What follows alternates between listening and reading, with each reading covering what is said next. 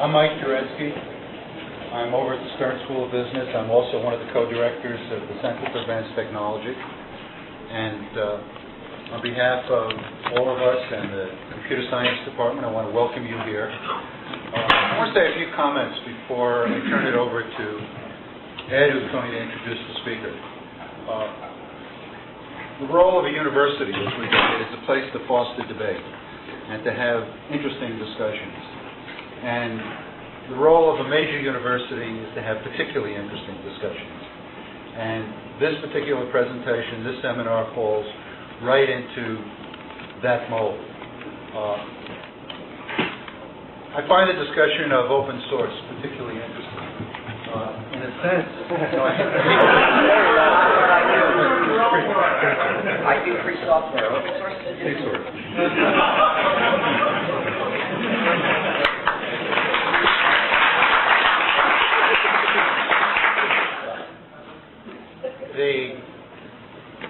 When I first started in the field in the 60s, basically software was free. And we went in cycles. It became free, and then some of the manufacturers, in the need to expand their markets, pushed it in other directions. A lot of the developments that took place when the entry of PC moved in exactly the same kind of a cycle.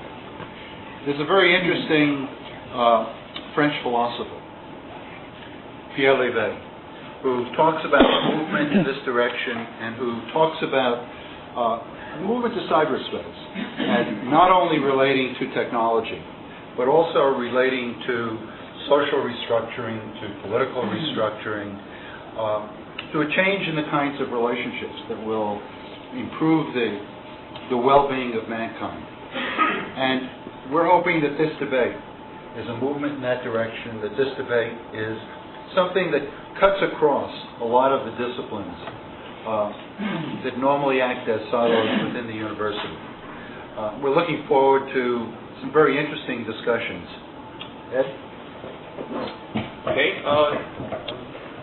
I'm Ed Schomburg from the Computer Science Department at the Grounds Institute. Let me welcome you all to this event. Introducers are usually a particularly useless aspect of public presentations, but in this case, actually, they serve a useful purpose, as Mike easily demonstrated, because an introducer for Richard Stallman, by making inaccurate comments, can allow him to straighten out and correct and sharpen considerably the parameters of the debate. So let me make the briefest possible introduction to somebody who doesn't need one. Richard is the perfect example of somebody who, by acting locally, started thinking globally from problems concerning the unavailability of source code for printer drivers at the AI lab many years ago. He has developed a coherent philosophy that has forced all of us to re-examine our ideas of how software is produced, of what intellectual property means, and what the software community actually represents. Let me welcome Richard Stallman.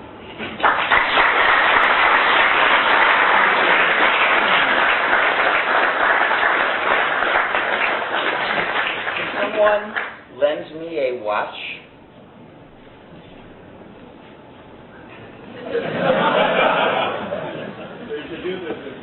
Thank you.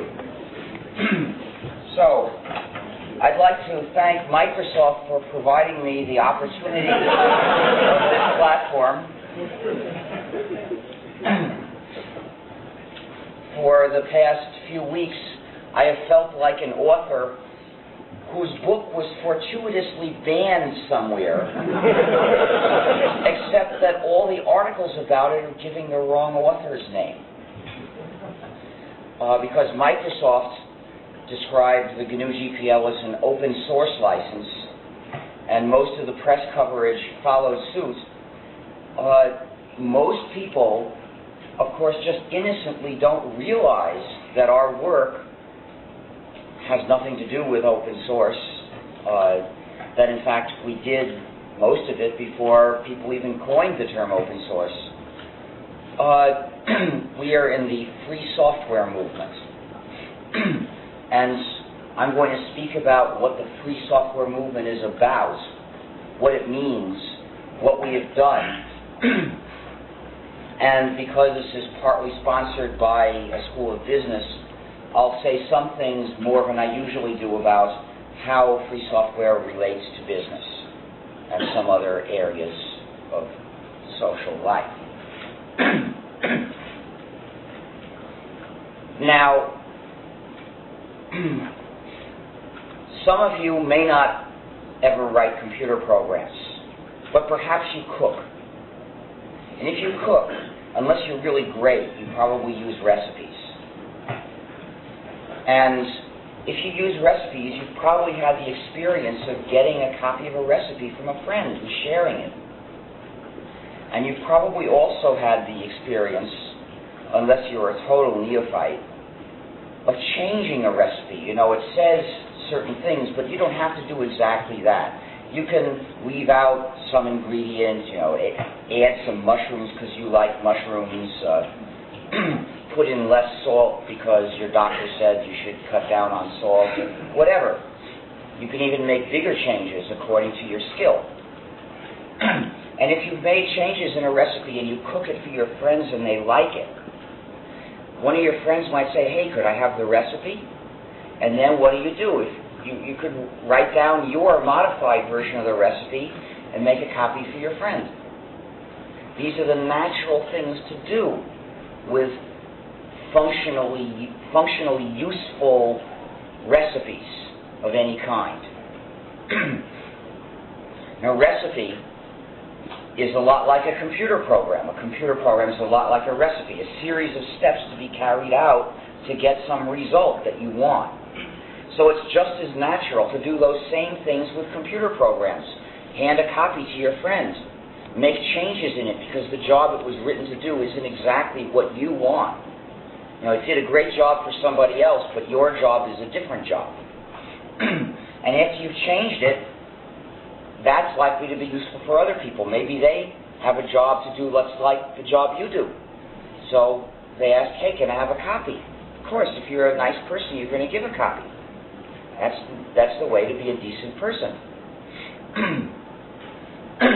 So imagine what it would be like if recipes were packaged inside black boxes. You couldn't see what ingredients they're using, let alone change them.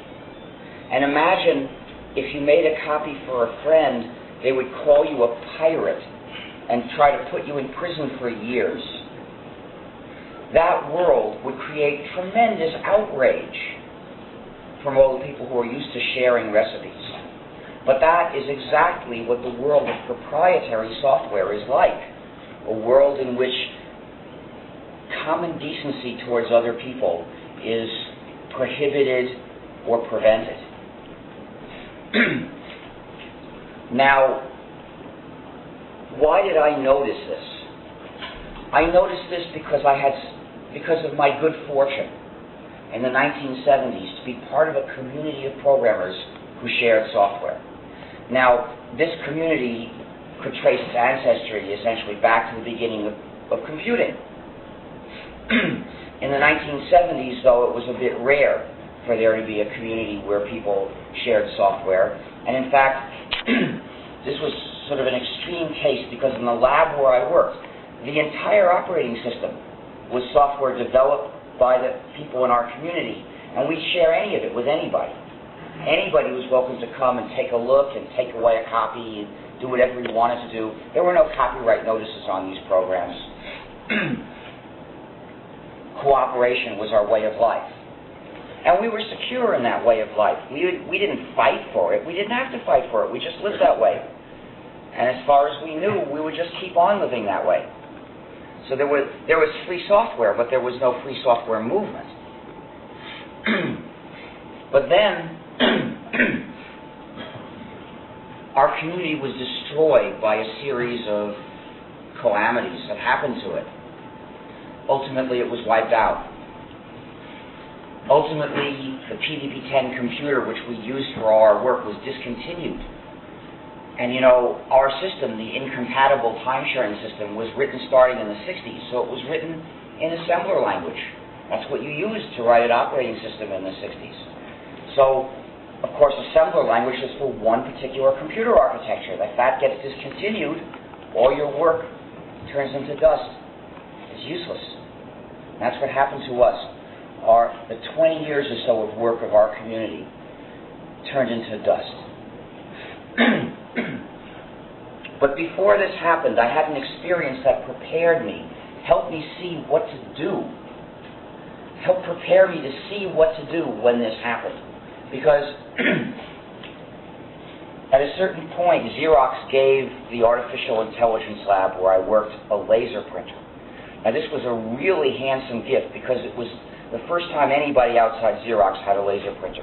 It was very fast, printed a page a second, very fine in many respects, but it was unreliable because it was really a high-speed office copier that had been modified into a printer. And you know, copiers jam, but there's somebody there to fix it. The printer jammed and nobody saw. So it stayed jammed for a long time. Well, we had an idea for how to deal with this problem. Change it so that whenever the printer gets a jam, the machine that runs the printer can tell our time-sharing machine and tell the users who are waiting for printouts or something like that, tell them, go fix the printer. Because if they only knew it was jammed, of course, if you're waiting for a printout and you know the printer is jammed, you don't want to sit and wait forever. You're going to go fix it. But at that point, we were completely stymied because the software that ran that printer was not free software. It had come with the printer, and it was just a binary. We couldn't have the source code. Xerox wouldn't let us have the source code. So, despite our skill as programmers, after all, we'd written our own time-sharing system, we were completely helpless to add this feature to the printer software. And we just had to suffer with waiting. It would take an hour or two to get your printout because the machine would be jammed most of the time. And only once in a while, you'd wait an hour figuring, I know it's going to be jammed, I'll wait an hour and go collect my printout. And then you'd see that it had been jammed the whole time, and in fact nobody else had fixed it. So you fix it and you go wait another half hour. And then you come back, you see it jammed again before it got to your output. It would print 3 minutes and be jammed 30 minutes. Frustration up the wazoo. But the thing that made it worse was knowing that we could have fixed it, but somebody else, for his own selfishness, was blocking us, obstructing us from improving the software. So, of course, we felt some resentment. And then I heard that somebody at Carnegie Mellon University had a copy of that software. So I was visiting there later, so I went to his office, and I said, hi, I'm from MIT. Could I have a copy of the printer source code? And he said, no, I promised not to give you a copy. I was stunned.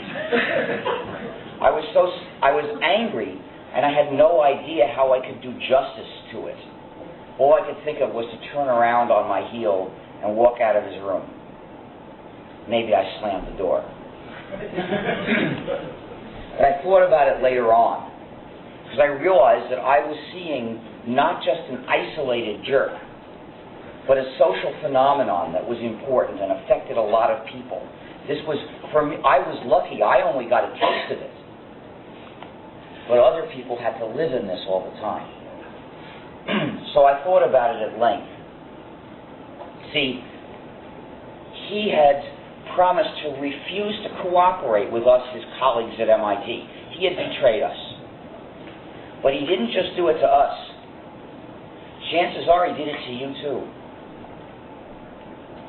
And I think most likely he did it to you too.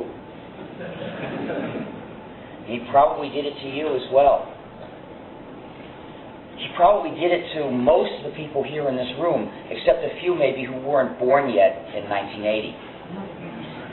Because he had promised to refuse to cooperate with just about the entire population of the planet Earth. He had signed a non-disclosure agreement. Now, this was my first direct encounter with a non-disclosure agreement. And it taught me an important lesson. A lesson that's important because most programmers never learn it. See, this was my first encounter with a non-disclosure agreement, and I was the victim. I and my whole lab were the victims. And the lesson it taught me was that non-disclosure agreements have victims. They're not innocent. They're not harmless. Most programmers first encounter a non-disclosure agreement when they're invited to sign one. And there's always some temptation, some goodie they're going to get if they sign. So they make up excuses. They say, well, he's never going to get a copy no matter what, so why shouldn't I join the conspiracy to deprive him? They say, this is the way it's always done. Who am I to go against it? They say, if I don't sign this, someone else will.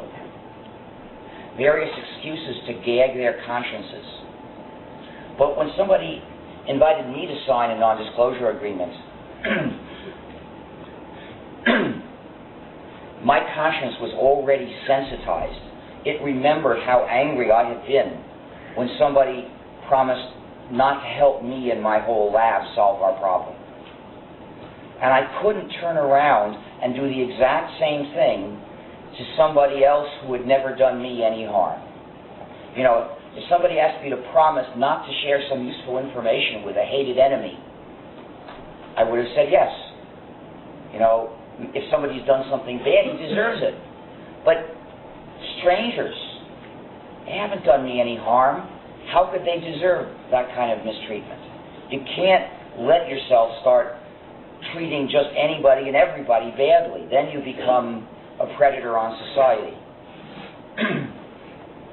So I said, thank you very much for offering me this nice software package, but I can't accept it in good conscience on the conditions you are demanding, so I will do without it.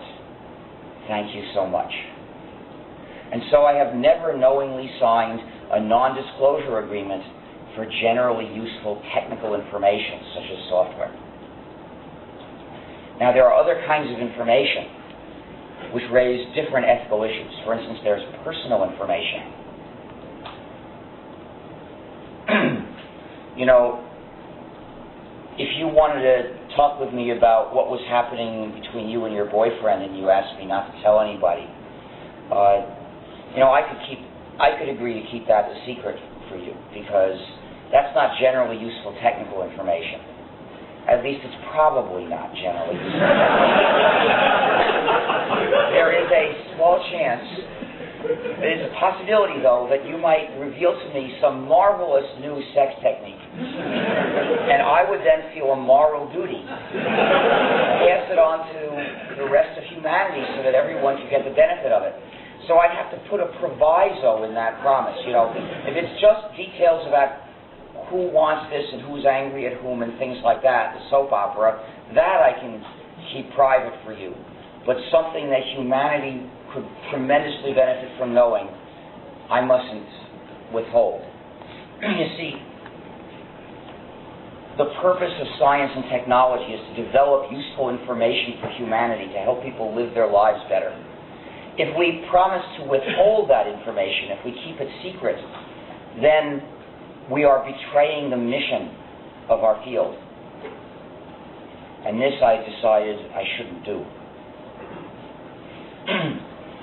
But meanwhile, my community had collapsed, and that was collapsing, and that left me in a bad situation. You see, the whole incompatible time sharing system was obsolete because the PDP-10 was obsolete. And so there was no way I could continue working as an operating system developer the way I had been doing it. That depended on being part of the community, using the community's software and improving it. That no longer was a possibility. And that gave me a moral dilemma. What was I going to do? Because the most obvious possibility meant to go against that decision I had made. And the most obvious possibility was to adapt myself to the change in the world, to accept that things were different and that I'd have to just give up those principles and start signing non-disclosure agreements for proprietary operating systems and most likely writing proprietary software as well. But I realized that way I could have fun coding and I could make money, especially if I did it other than at MIT. But at the end, I'd have to look back at my career and say, I have spent my life building walls to divide people. And I would have been ashamed of my life. So I looked for another alternative, and there was an obvious one.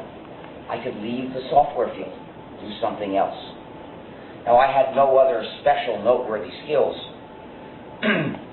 but I'm sure I could have become a waiter. Not at a fancy restaurant, they wouldn't hire me, but I could be a waiter somewhere. And many programmers, they say to me, the people who hire programmers demand this, this, and this. If I don't do those things, I'll starve. It's literally the word they use. Well, you know, as a waiter, you're not going to starve. So really, they're in no danger. And this is important, you see, because sometimes you can justify doing something that hurts other people by saying, otherwise something worse is going to happen to me. You know, if you were really going to starve, you'd be justified in writing proprietary software. If somebody's pointing a gun at you, then I would say it's forgivable. But I had found a way I could survive without doing something unethical. So that excuse was not available. So I realized, though, that being a waiter would be no fun for me, and it would be wasting my skills as an operating system developer. It would avoid misusing my skills. Developing proprietary software would be misusing my skills. Encouraging other people to live in the world of proprietary software would be misusing my skills. So it's better to waste them than misuse them, but it's still not really good. So for those reasons, I decided to look for some other alternative. What can an operating system developer do that would actually improve the situation, make the world a better place? And I realized that an operating system developer was exactly what was needed. The problem, the dilemma, existed for me and for everyone else because all the available operating systems for modern computers were proprietary. The free operating systems were for old obsolete computers, right? So for the modern computers, if you wanted to get a modern computer and use it, you were forced into a proprietary operating system. So if an operating system developer wrote another operating system and then said, everybody come and share this, you're welcome to this, that would give everybody a way out of the dilemma, another alternative. So I realized that there was something I could do that would solve the problem. I had just the right skills to be able to do it. And it was the most useful thing I could possibly imagine that I'd be able to do with my life. And it was a problem that no one else was trying to solve. It was just sort of sitting there, getting worse. And nobody was there but me. So I felt, I'm elected. I have to work on this. If not me, who? So I decided I would develop a free operating system or die trying. Of old age, of course. So, of course, I had to decide what kind of operating system it should be. There are some technical design decisions to be made. I decided to make the system compatible with Unix for a number of reasons. First of all, I had just seen one operating system that I really loved become obsolete because it was written for one particular kind of computer. I didn't want that to happen again. We needed to have a portable system. Well, Unix was a portable system. So if I followed the design of Unix, I had a pretty good chance that I could make a system that would also be portable and workable. And furthermore, why be compatible with it in the details? The reason is users hate incompatible changes. If I had just designed the system in my favorite way, which I would have loved doing, I'm sure, I would have produced something that was incompatible. The details would be different. So if I wrote the system, then the users would have said to me, well, this is very nice, but it's incompatible. It would be too much work to switch. We can't afford that much trouble just to use your system instead of Unix. So we'll stay with Unix, they would have said. Now, if I wanted to actually create a community where there would be people in it, people using this free system and enjoying the benefits of liberty and cooperation, I had to make a system people would use, a system that they would find easy to switch to, that would not have an obstacle making it fail at the very beginning. Now, making the system upward compatible with Unix actually made all the immediate design decisions, because Unix consists of many pieces, and they communicate through interfaces that are more or less documented. So if you want to be compatible with Unix, you have to replace each piece one by one with a compatible piece. So the remaining design decisions are inside one piece, and they could be made later by whoever decides to write that piece. They didn't have to be made at the outset. So all we had to do to start work was find a name for the system. Now, we hackers always look for a funny or naughty name for a program, because thinking of people being amused by the name is half the fun of writing the program. And we had a tradition of recursive acronyms to say that the program you're writing is similar to some existing program. You can give it a recursive acronym name which says this one's not the other. So, for instance, there were many Tico text editors in the 60s and 70s, and they were generally called something or other Tico. Then one clever hacker called his Tint, for Tint is not Tico, the first recursive acronym. In 1975, I developed the first Emacs text editor, and there were many imitations of Emacs, and a lot of them were called something or other Emacs, but one was called Fine, for Fine is not Emacs. And there was Sign, for Sign is not Emacs. And Ina, for Ina is not Emacs. And Mince, for Mince is not complete Emacs. That was a stripped down imitation. And then Ina was almost completely rewritten, and the new version was called Zwei, for Zwei was Ina initially. So I looked for a recursive acronym for something is not Unix, and I tried all 26 letters and discovered that none of them was a word. Try another way. I made a contraction. That way I could have a 3-letter acronym for something's not Unix. And I tried letters, and I came across the word GNU. The word GNU is the funniest word in the English language, so that was it. Of course, the reason it's funny is that according to the dictionary, it's pronounced new, you see, and so that's why people use it for a lot of wordplay.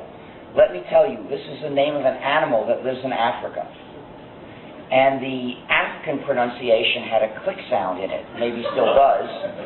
And so the European colonists, when they got there, they didn't bother learning to say this click sound. So they just left it out, and they wrote a G, which meant there's another sound that's supposed to be here, which we are not pronouncing.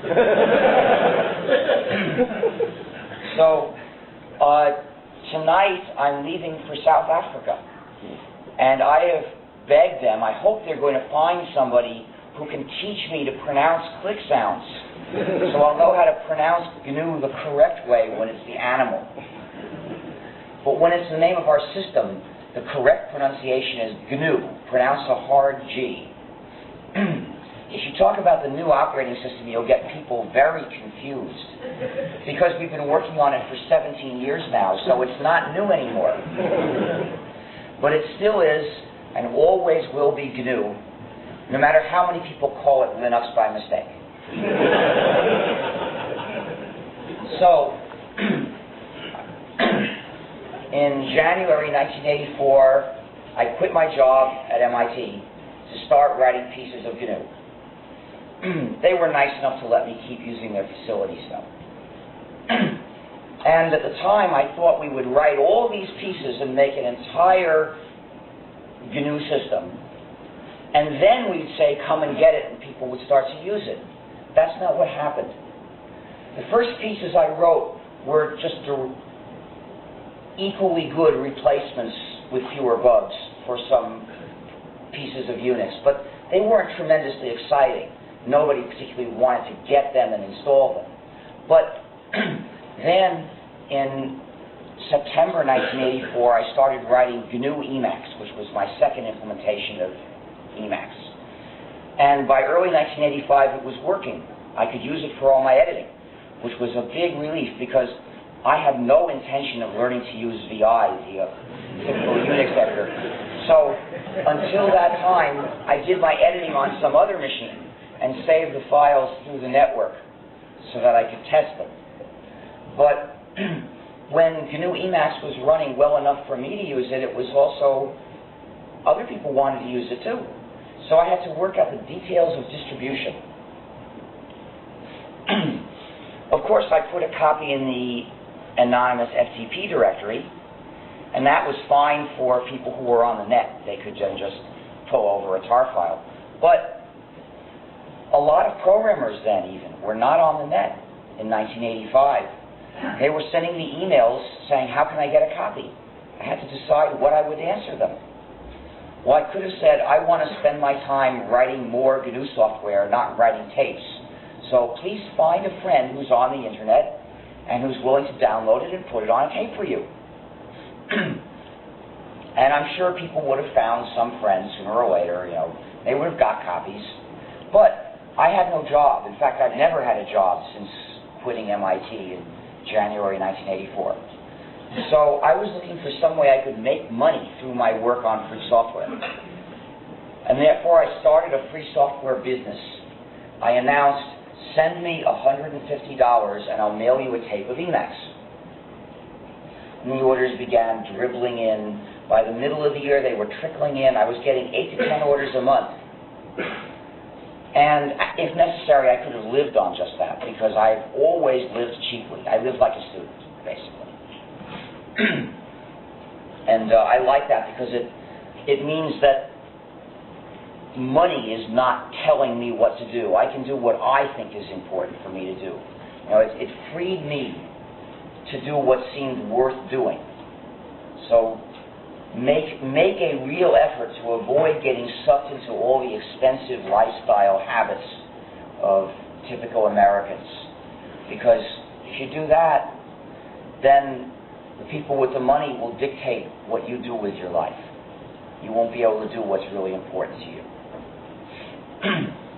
So, that was fine, but people used to ask me, what do you mean it's free software if it costs $150? Well,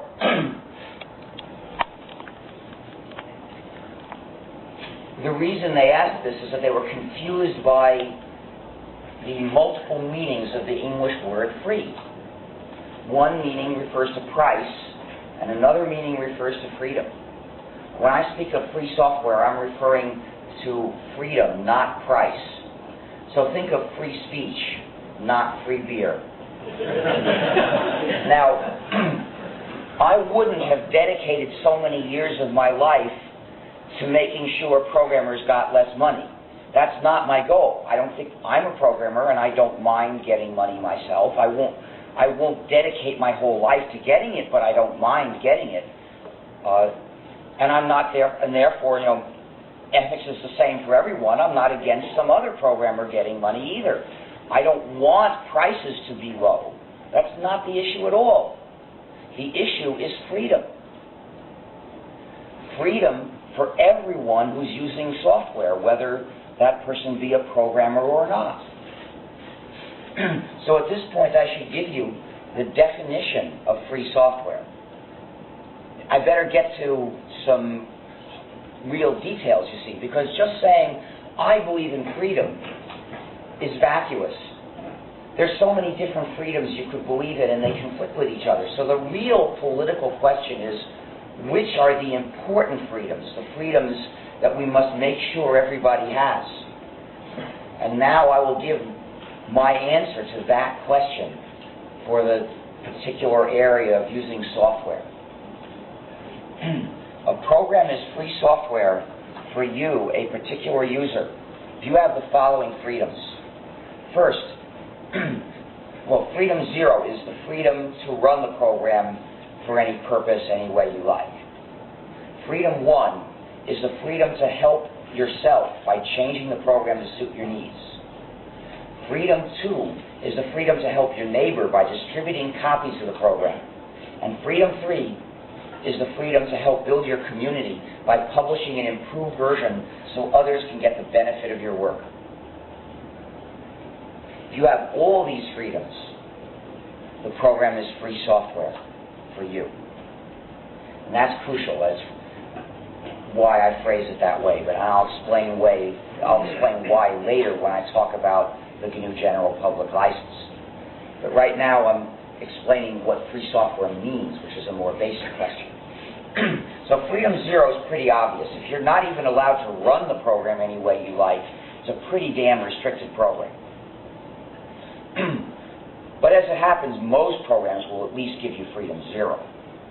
And freedom 0 follows legally as a consequence of freedoms 1, 2, and 3. That's the way copyright law works. So the freedoms that distinguish free software from typical software are freedoms 1, 2, and 3. So I'll say more about them and why they are important. Freedom 1 is the freedom to help yourself by changing the software to suit your needs. This could mean fixing bugs. It could mean adding new features. It could mean porting it to a different computer system. It could mean translating all the error messages into Navajo. Any change you want to make, you should be free to make.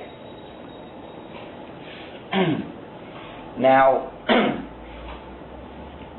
it's obvious that professional programmers can make use of this freedom very effectively, but not just them. Anybody of reasonable intelligence can learn a little programming. You know, there are hard jobs and there are easy jobs. And most people are not going to learn enough to do hard jobs.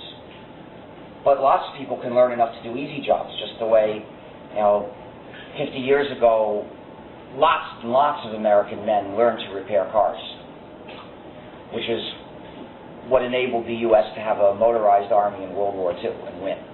So, very important, having lots of people tinkering.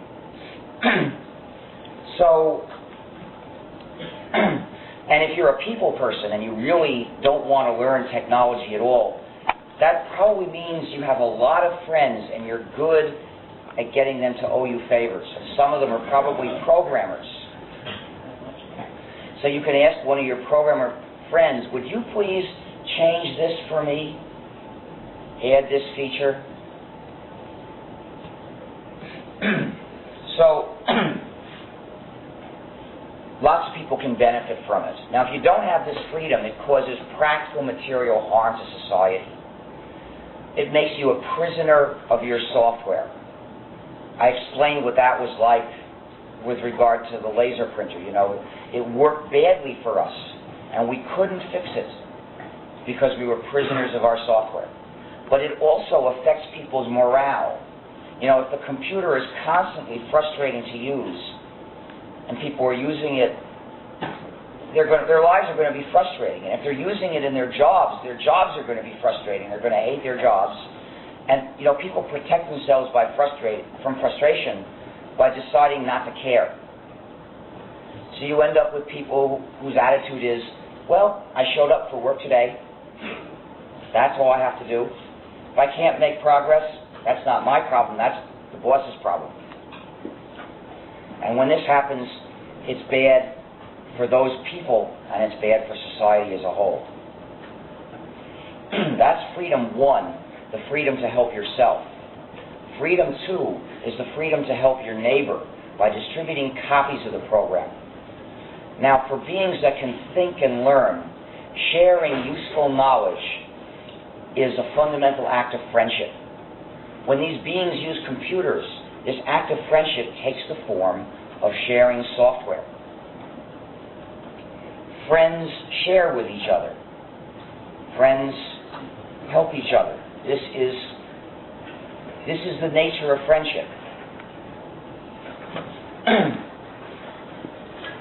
And in fact, this spirit of goodwill, the spirit of helping your neighbor voluntarily, is society's most important resource. It makes the difference between a livable society and a dog-eat-dog jungle.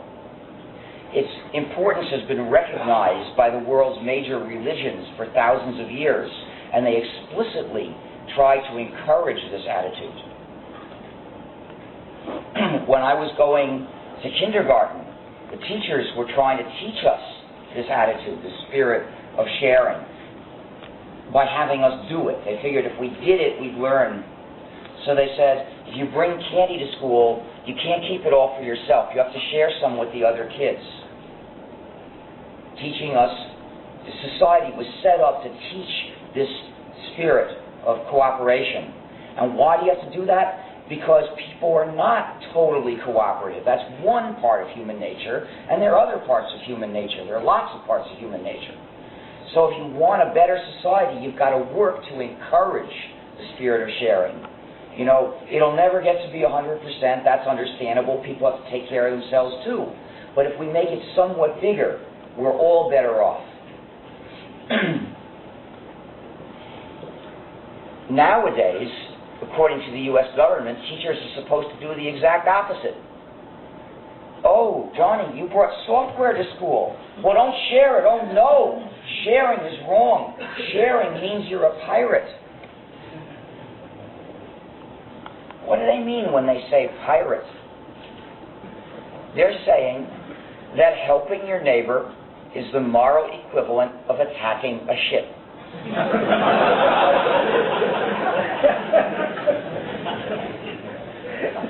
What would Buddha or Jesus say about that? Now pick your favorite religious leader. I don't know, maybe Manson would have said something different, but who knows what L. Ron Hubbard would say. But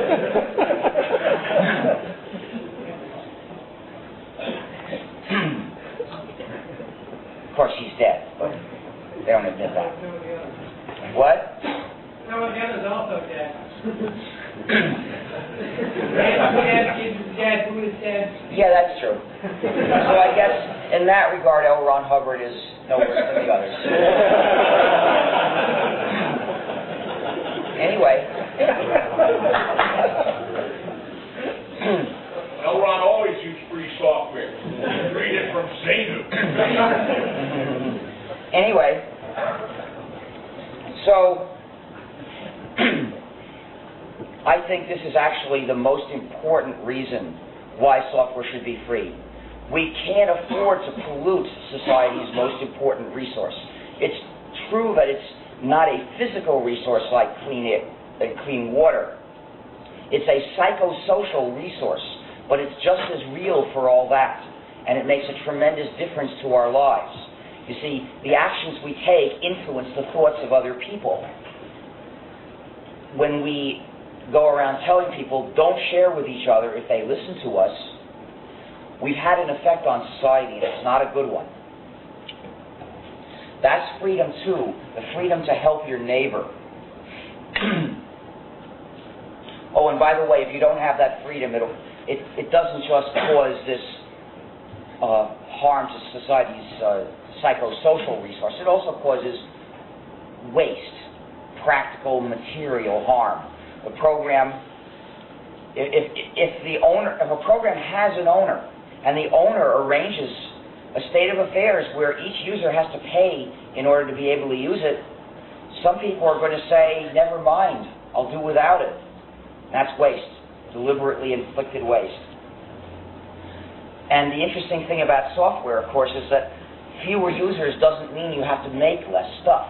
You know, if fewer people buy cars, you can make fewer cars. There's a saving there. There are resources to be allocated or not allocated into making cars. So you can say that having a price on a car is a good thing. It prevents people from diverting lots of wasted resources into making cars that aren't really needed. But if each additional car used no resources, it wouldn't be doing any good saving the making of these cars. Well, for physical objects, of course, like cars, it's always going to take resources to make an additional one of them, each additional exemplar. But for software, that's not true. Anybody can make another copy, and it's almost trivial to do it. It takes no resources, except a tiny amount of electricity. So there's nothing we can save, no resource we're going to allocate better by putting this financial disincentive on the use of the software.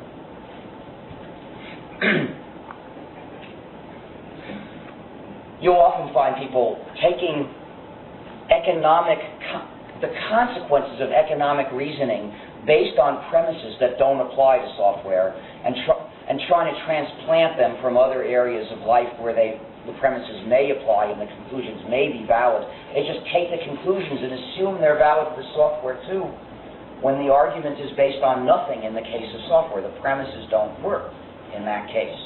It's very important to examine how you reach the conclusion and what premises it depends on to see where it might be valid. So that's freedom 2, the freedom to help your neighbor. Freedom 3 is the freedom to help build your community by publishing an improved version of the software. People used to say to me, if the software is free, then nobody will get paid to work on it, so why should anybody work on it? Well, of course, they were confusing the two meanings of free, so their reasoning was based on misunderstanding. But in any case, that was their theory. Today we can compare that theory with empirical fact, and we find that hundreds of people are being paid to write free software, and over 100,000 are doing it as volunteers. We get lots of people working on free software for various different motives. When I first released gnu+linux, the first piece of the GNU system that people actually wanted to use, and when it started having users, after a while I got a message saying, I think I saw a bug in the source code and here's a fix. And I got another message, here's code to add a new feature, and another bug fix, and another new feature, and another, until they were pouring in on me so fast that just making use of all this help I was getting was a big job. Microsoft doesn't have this problem.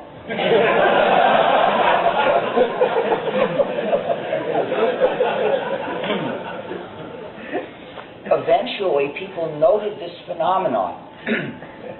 You see, in the 1980s, a lot of us thought that maybe free software wouldn't be as good as the non-free software because we wouldn't, have as much money to pay people, and of course, people like me who value freedom and community said, well, we'll use the free software anyway. It's worth making a little sacrifice in some mere technical convenience to have freedom. But what people began to note around 1990 was that our software was actually better. It was more powerful and more reliable than the proprietary alternatives. In the early 90s, somebody found a way to do a scientific measurement of reliability of software. Here's what he did. He took several sets of comparable programs that did the same jobs, the exact same jobs, in different systems, because there were certain basic Unix-like utilities. And the jobs that they did, was all more or less imitating the same thing, or they were following the POSIX spec. So they were all the same in terms of what jobs they did, but they were maintained by different people, written separately. The code was different. So they said, okay, we'll take these programs and run them with random data and measure how often they crash or hang. So they measured it, and the most reliable set of programs was the GNU programs. All the commercial alternatives, which were proprietary software, were less reliable. So he published this and he told all the developers, and a few years later he did the same experiment with the newest versions, and he got the same result. The GNU versions were the most reliable. People, there are cancer clinics and 911 operations that use the GNU system because it's so reliable, and reliability is very important to them.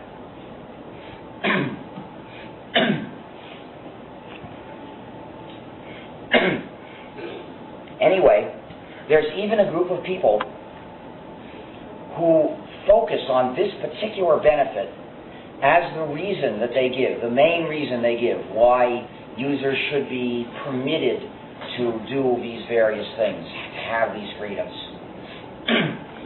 If you've been listening to me, you've seen that speaking for the free software movement, I talk about issues of ethics and what kind of society we want to live in, what makes for a good society, as well as practical material benefits.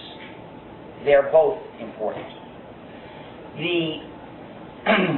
That's the free software movement. That other group of people, which is called the open source movement, they only cite the practical benefits. They deny that this is an issue of principle.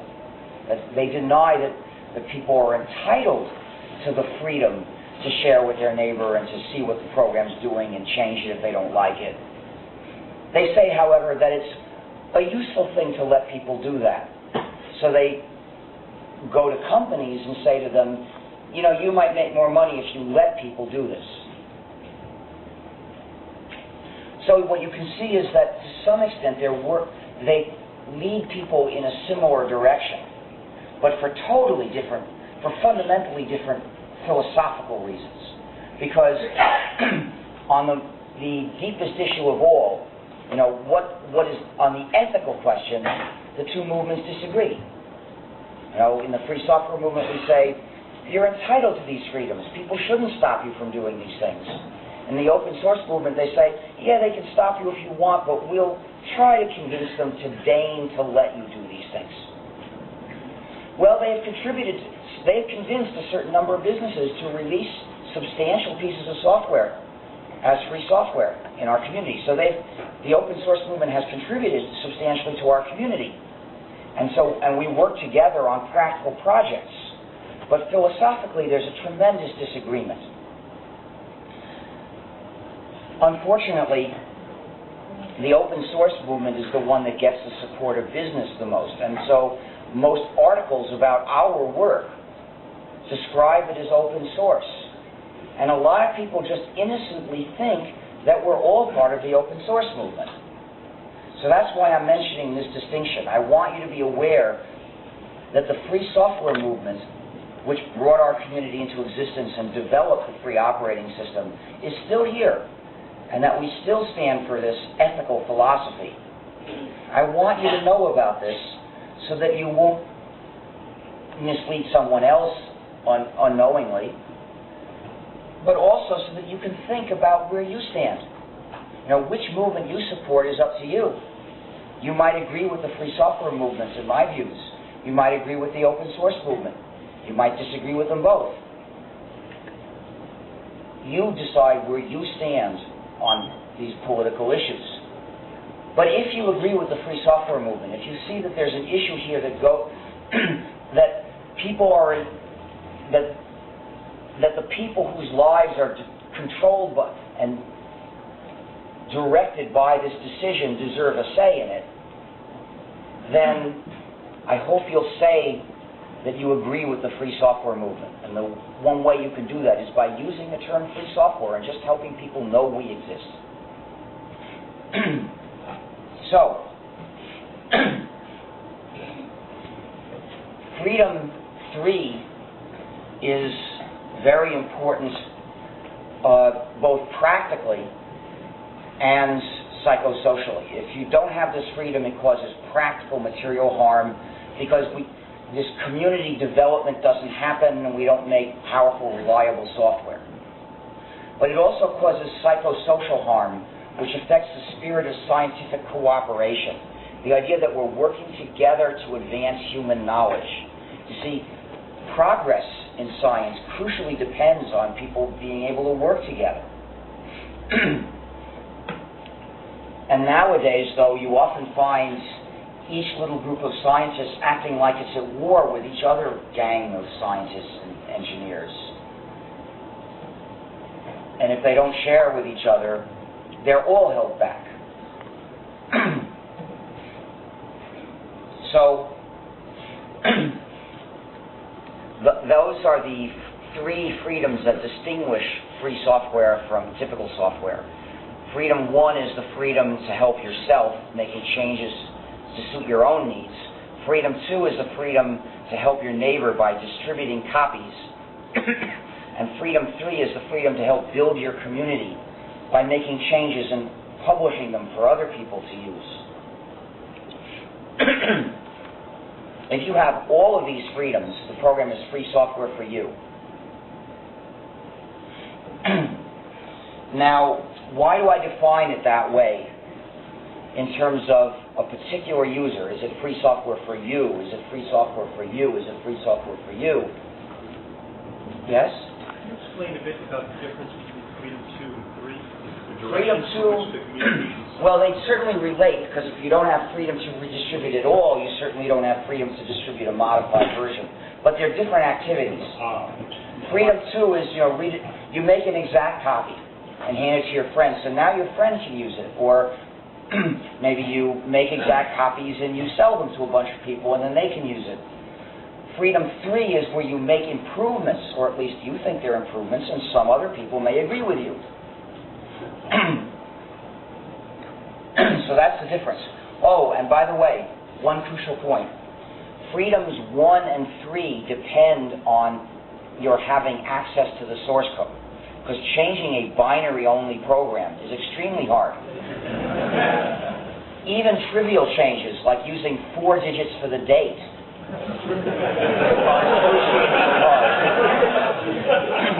if you don't have source. So, for compelling practical reasons, access to the source code is a precondition, a requirement for free software. So, why do I say define it in terms of whether it's free software for you? The reason is that sometimes the same program can be free software for some people and non-free for others. Now that might seem like a paradoxical situation, so let me give you an example to show you how it happens. A very big example, maybe the biggest ever of this problem, was the X Window system, which was developed at MIT and released under a license that made it free software. If you got the MIT version with the MIT license, you had freedoms 1, 2, and 3. It was free software for you. But among those who got copies were various computer manufacturers that used distributed Unix systems. And they made the necessary changes in X to get it to run on their systems.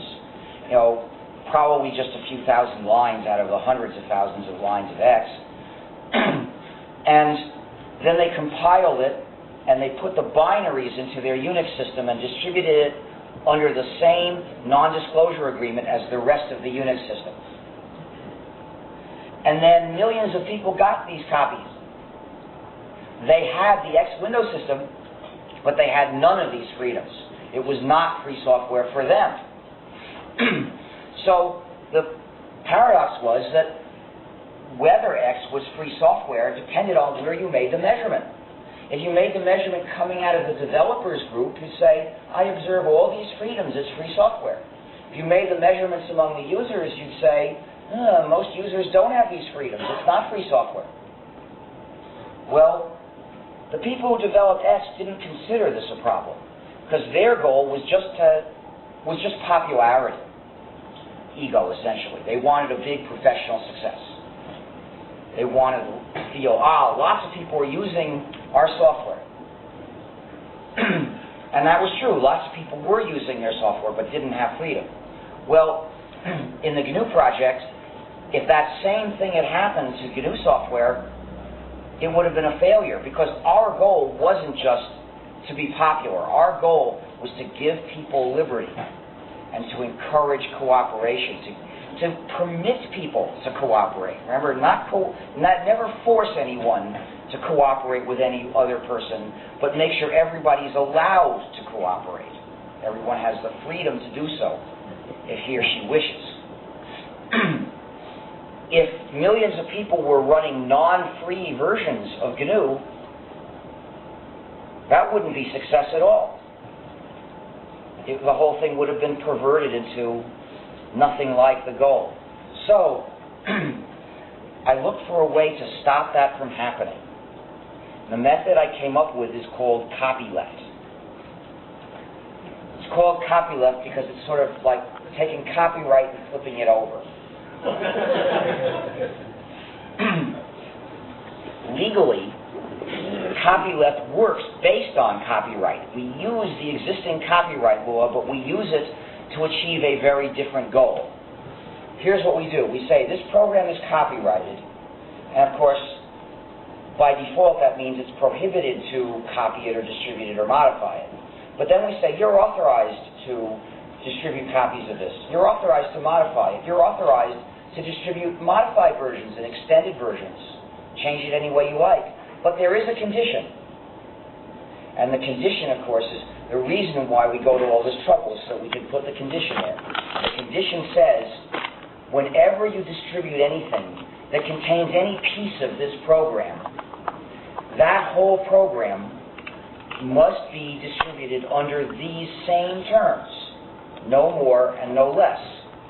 So you can change the program and distribute a modified version, but when you do, the people who get that from you must get the same freedom that you got from us. And not just for the parts of it, the excerpts that you copied from our program, but also for the other parts of that program that they got from you. The whole of that program has to be free software for them. The freedoms to change and redistribute this program become inalienable rights, a concept from the Declaration of Independence. Rights that we make sure can't be taken away from you.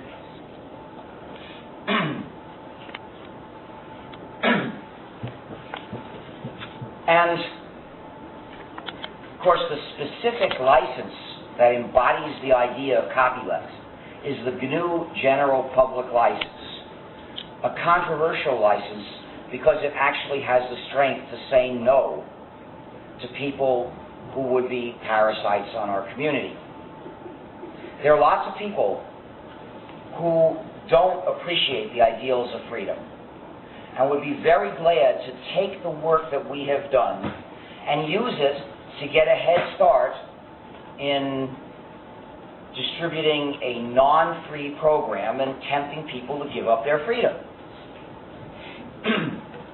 And the result would be, if we let people do that, that we would be developing these free programs and we constantly have to compete with improved versions of our own programs.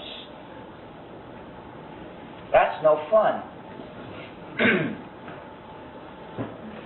And a lot of people also feel, I'm willing to volunteer my time to contribute to the community, but why should I volunteer my time to contribute to to improving that company's proprietary program? Some people might not think that it's evil, but they want to get paid if they're going to do that. I personally would rather not do it at all. But both of these groups of people, both the ones like me who say, I don't want to help that non-free program get a foothold in our community, and the ones who say, sure, I'd work for them, but then they better pay me, both of us have a good reason to use the GNU General Public License. Because that says to that company, you can't just take my work and distribute it without the freedom. Whereas the non-copyleft licenses, like the X Windows license, do permit that. So that is the big division between the two categories of free software, license-wise. There are the programs that are copylefted, so that the license defends the freedom of the software for every user, and there are the non-copylefted programs for which non-free versions are allowed. somebody can take those programs and strip off the freedom. You may get that program in a non-free version. And that problem exists today. There are still non-free versions of X Windows being used on our free operating systems. There is even hardware which is not really supported except by a non-free version of X Windows. And that's a major problem in our community. Nonetheless, I won't say that X Windows is a bad thing. I'd say the developers did not do the best possible thing that they could have done, but they did release a lot of software that we could all use. There's a big difference between less than perfect and evil. There are many gradations of good and bad. We have to resist the temptation to say, if you didn't do the absolute best possible thing, then you're no good. The people who developed X Windows made a big contribution to our community, but there's something better that they could have done. They could have copylefted parts of the program and prevented those freedom-denying versions from being distributed by others. Now, the fact that the GNU General Public License defends your freedom, uses copyright law to defend your freedom, is, of course, the reason why Microsoft is attacking it today. See, Microsoft would really like to be able to take all the code that we wrote and put it into proprietary programs, have somebody make some improvements or even just incompatible changes is all they need. With Microsoft's marketing clout, they don't need to make it better to have their version supplant ours. They just have to make it different and incompatible, and then put it on everybody's desktop. So they really don't like the GNU GPL because the GNU GPL won't let them do that. It doesn't allow embrace and extend. It says if you want to share our code in your programs, you can, but you've got to share and share alike. The changes that you make, we have to be allowed to share. So it's two-way cooperation, which is real cooperation. Many companies, even big companies like IBM and HP, are willing to use our software on this basis. IBM and HP contribute substantial improvements to GNU software. And they develop other free software. But Microsoft doesn't want to do that, so they give it out that businesses just can't deal with the GPL. Well, if businesses don't include IBM and HP and so on, then maybe they're right.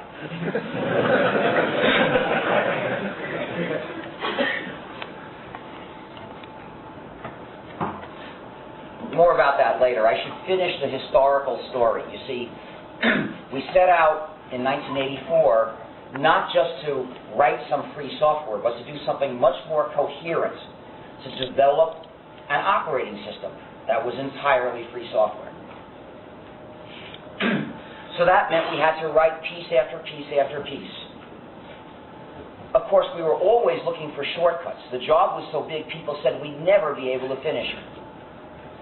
And I thought there was at least a chance we'd finish it, but obviously it's worth looking for shortcuts. So we kept looking around, is there any program that somebody else has written that we could manage to adapt, to plug into here, and that way we won't have to write it from scratch.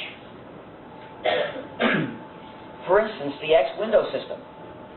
It's true it wasn't copylefted, but it was free software, so we could use it. Now, I had wanted to put a Windows system into GNU from day one. I wrote a couple of Windows systems at MIT before I started GNU.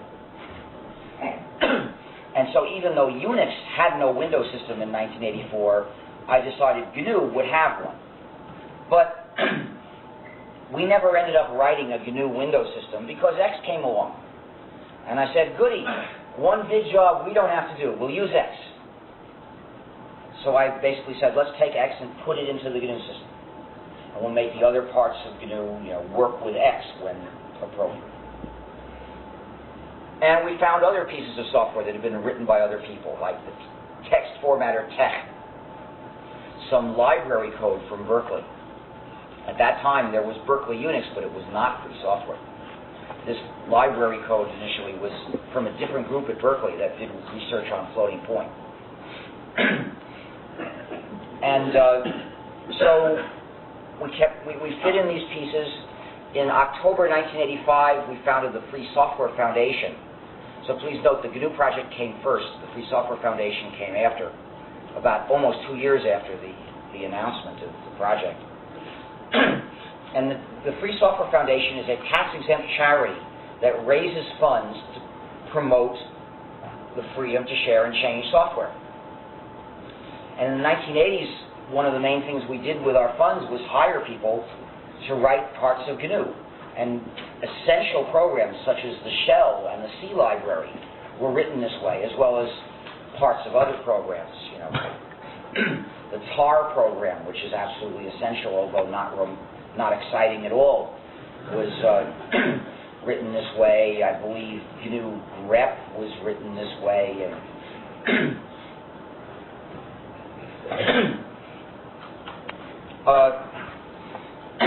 And so we were approaching our goal. By 1991, there was just one major piece missing, and that was the kernel. Now, why did I put off the kernel? Partly because it doesn't really matter what order you do the things in, at least technically it doesn't. You've got to do them all anyway. And partly because I hoped we'd be able to find a start at a kernel somewhere else. And we did. We found Mach, which had been developed at Carnegie Mellon. And it wasn't the whole kernel, it was the bottom half of the kernel.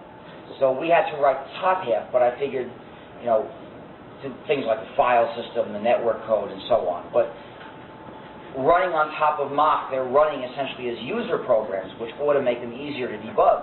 You could debug with a real source-level debugger running at the same time. And so I thought that way we'd be able to get the higher-level parts of the kernel done in a short time. It didn't work out that way. These asynchronous multi-threaded processes sending messages to each other turned out to be very hard to debug, and the Mach-based system that we were using to bootstrap with had a terrible debugging environment, and it was unreliable, and various problems. It took us years and years to get the GNU kernel to work. But fortunately, our community did not have to wait for the GNU kernel, because in 1991, Linus Torvalds developed another free kernel called Linux. And he used the old-fashioned monolithic design, and it turns out that he got his working much faster than we got ours working. So maybe that's one of the mistakes I made in that design decision. Anyway, at first we didn't know about Linux because he never contacted us to talk about it. Although he did know about the Freedom Project. But he announced it to other people in other places on the net. And so other people then did the work of combining Linux with the rest of the GNU system to make a complete free operating system. Essentially to make the GNU plus Linux combination. But they didn't realize that's what they were doing. You see, they said, we have a kernel, let's look around and see what other pieces we can find to put together with the kernel. So they looked around, and lo and behold, everything they needed was already available. What good fortune, they said. It's all here. We can find everything we need. Let's just take all these different things and put them together and have a system. They didn't know that most of what they found was pieces of the GNU system. So they didn't realize that they were fitting Linux into the gap in the GNU system. They thought they were taking Linux and making a system out of Linux, so they called it a Linux system. Can't hear you, what? I just prefer the Linux viewpoint better. Well, it's just not, it's provincial, but Just like you're a good person in finding X and Mach. Right. The difference is that the people who developed X and Mach didn't have the goal of making a complete free operating system. We're the only ones who had that. And it was our tremendous work that made the system exist. We actually did a larger part of the system than any other project. No coincidence, because those people, they wrote useful parts of the system, but they didn't do it because they wanted the system to be finished. They had other reasons. You know, the people who developed X, they thought that designing this across the network window system would be a good project, and it was. And it turned out to help us make a good free operating system, but that's not what they hoped for. They didn't even think about that. It was an accident, an accidental benefit. Now, I'm not saying what they did was bad. They did a large free software project. That's a good thing to do. But they didn't have that ultimate vision. The GNU project is where that vision was, and so we were the ones who, every time a piece didn't get done by somebody else, we did it. Because we knew that we wouldn't have a complete system without it, and even if it was totally boring and unromantic, like TAR or MV, we did it. Or LD, you know, there's nothing very exciting in LD, but I wrote one. And I did make efforts to have it do the minimal amount of disk I/O so it would be faster and handle bigger programs. But, you know, I like to do a good job. I like to improve various things about the program while I'm doing it. But the reason I did it wasn't that I had brilliant ideas for a better LD. The reason I did it is we needed one that was free, and we couldn't expect anybody else to do it. So we had to do it or find someone to do it.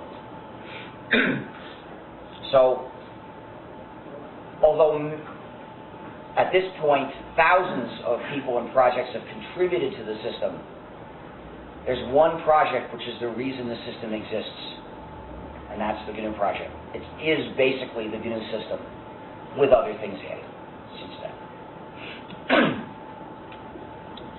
So, however, the practice of calling the system Linux has been a great blow to the GNU project because we don't normally get credit for what we've done. I think Linux, the kernel, is a very useful piece of free software, and I have only good things to say about it. But, well, actually, I can find a few bad things to say about it. But basically, I have good things to say about it. However, the practice of calling the GNU system Linux is just a mistake. I'd like to ask you, please, to make the small effort necessary to call the system gnu/linux, and that way, to help us get a share of the credit. You need a mascot. Get yourself a stuffed dog. We have one. We have an animal, a GNU. Anyway, so yeah, when you draw a penguin, draw a GNU next to it. But let's save the questions for the end. I have more to go through. So,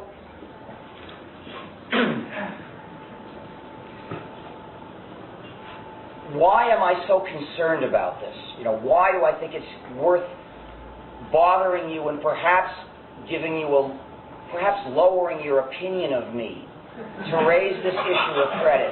Because, you know, some people, when I do this, some people think that it's because I want my ego to be fed, right? Of course, I'm not asking you to call us Stallmanix, right? I'm asking you to call it GNU because I want the GNU project to get credit, and there's a very specific reason for that, which is a lot more important than anybody getting credit in and of itself. You see, these days, if you look around in our community, most of the people talking about and writing about it don't ever mention GNU, and they don't ever mention these goals of freedom, these political and social ideals either, because the place they come from is GNU. The ideas associated with Linux, the philosophy, is very different. It's basically the apolitical philosophy of Linus Torvalds. So when people think that the whole system is Linux, they tend to think, oh, it must have been all started by Linus Torvalds. His philosophy must be the one that we should look at carefully. And when they hear about the GNU philosophy, they say, boy, this is so idealistic. This must be awfully impractical. I'm a Linux user, not a GNU user. What irony. If only they knew. If they knew that the system they like, or in some cases love and go wild over, is our idealistic political philosophy made real, they still wouldn't have to agree with us, but at least they'd see a reason to take it seriously. To think about it carefully, to give it a chance. They would see how it relates to their lives. If they realized, I'm using the GNU system, here's the GNU philosophy. This philosophy is why this system that I like very much exists. They'd at least consider it with a much more open mind. Doesn't mean everybody will agree. People think different things. That's okay. People should make up their own minds. But I want this philosophy to get the benefit of the credit for the results it has achieved. If you look around in our community, you'll find that almost everywhere the institutions are calling the system Linux. Reporters mostly call it Linux. It's not right, but they do. The companies mostly say that package the system. And most of these reporters, when they write articles, they usually don't look at it as a political issue or social issue. They're usually looking at it purely as a business question, or what companies are going to succeed more or less, which is really a fairly minor question for society. And if you look at the companies that package the GNU/Linux system for people to use, well, most of them call it Linux, and they all add non-free software to it. See, the GNU GPL says that if you take code and some code out of a GPL-covered program and add some more code to make a bigger program, that whole program has to be released under the GPL. But you can put other separate programs on the same disk or the same of either kind, hard disk or CD, and they can have other licenses. That's considered mere aggregation. And essentially just distributing two programs to somebody at the same time is not something we have any say over. So, in fact, it's not true. Sometimes I wish it were true that if a company uses a GPL-covered program in a product, that the whole product has to be free software. It doesn't go to that range, that scope. It's the whole program. If they're two separate programs that communicate with each other at arm's length, like by sending messages to each other, then they're legally separate in general.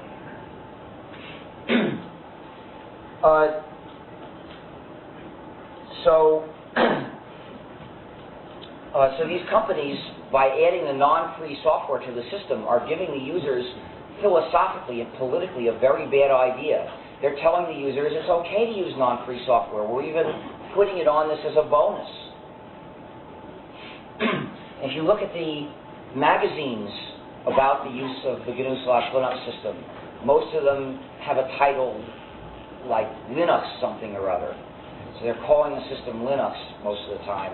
And they're filled with ads for non-free software that you could run on top of the GNU/Linux system. Now those ads have a common message. They say, non-free software is good for you. It's so good you might even pay to get it. And they call these things value-added packages, which makes a statement about their values. They're saying, value practical convenience, not freedom. And I don't agree with those values, so I call them freedom-subtracted packages. Because if you have installed a free operating system and you now are living in the free world, you enjoy the benefits of liberty that we worked for so many years to give you, those packages give you an opportunity to buckle on a chain. And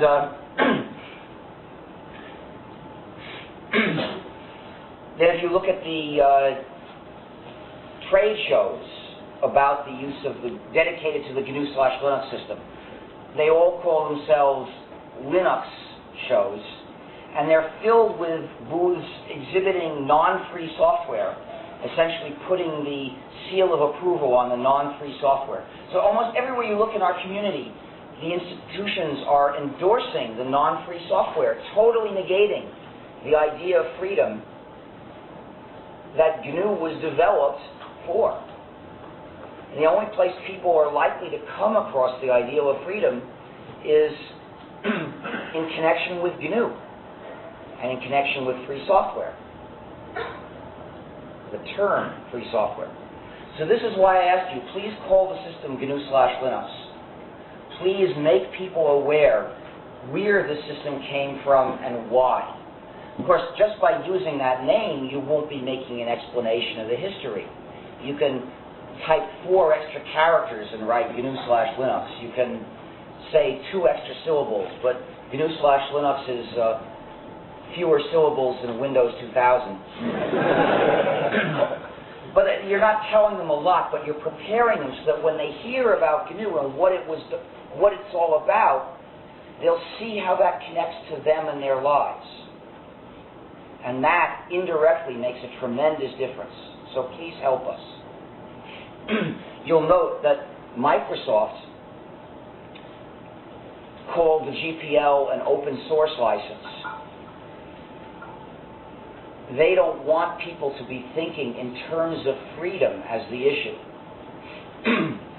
You'll find that they invite people to think in a narrow way as consumers, and of course not even think very rationally as consumers if they're going to choose Microsoft products. But they don't want people to think as citizens or statesmen. That's inimical to them. At least it's inimical to their current business model. Now, how does free software, I've been telling you about how free software relates to our society. A secondary topic that might be of interest to some of you is how free software relates to business. Now, in fact, free software is tremendously useful for business. After all, most businesses in the advanced countries use software. Only a tiny fraction of them develop software.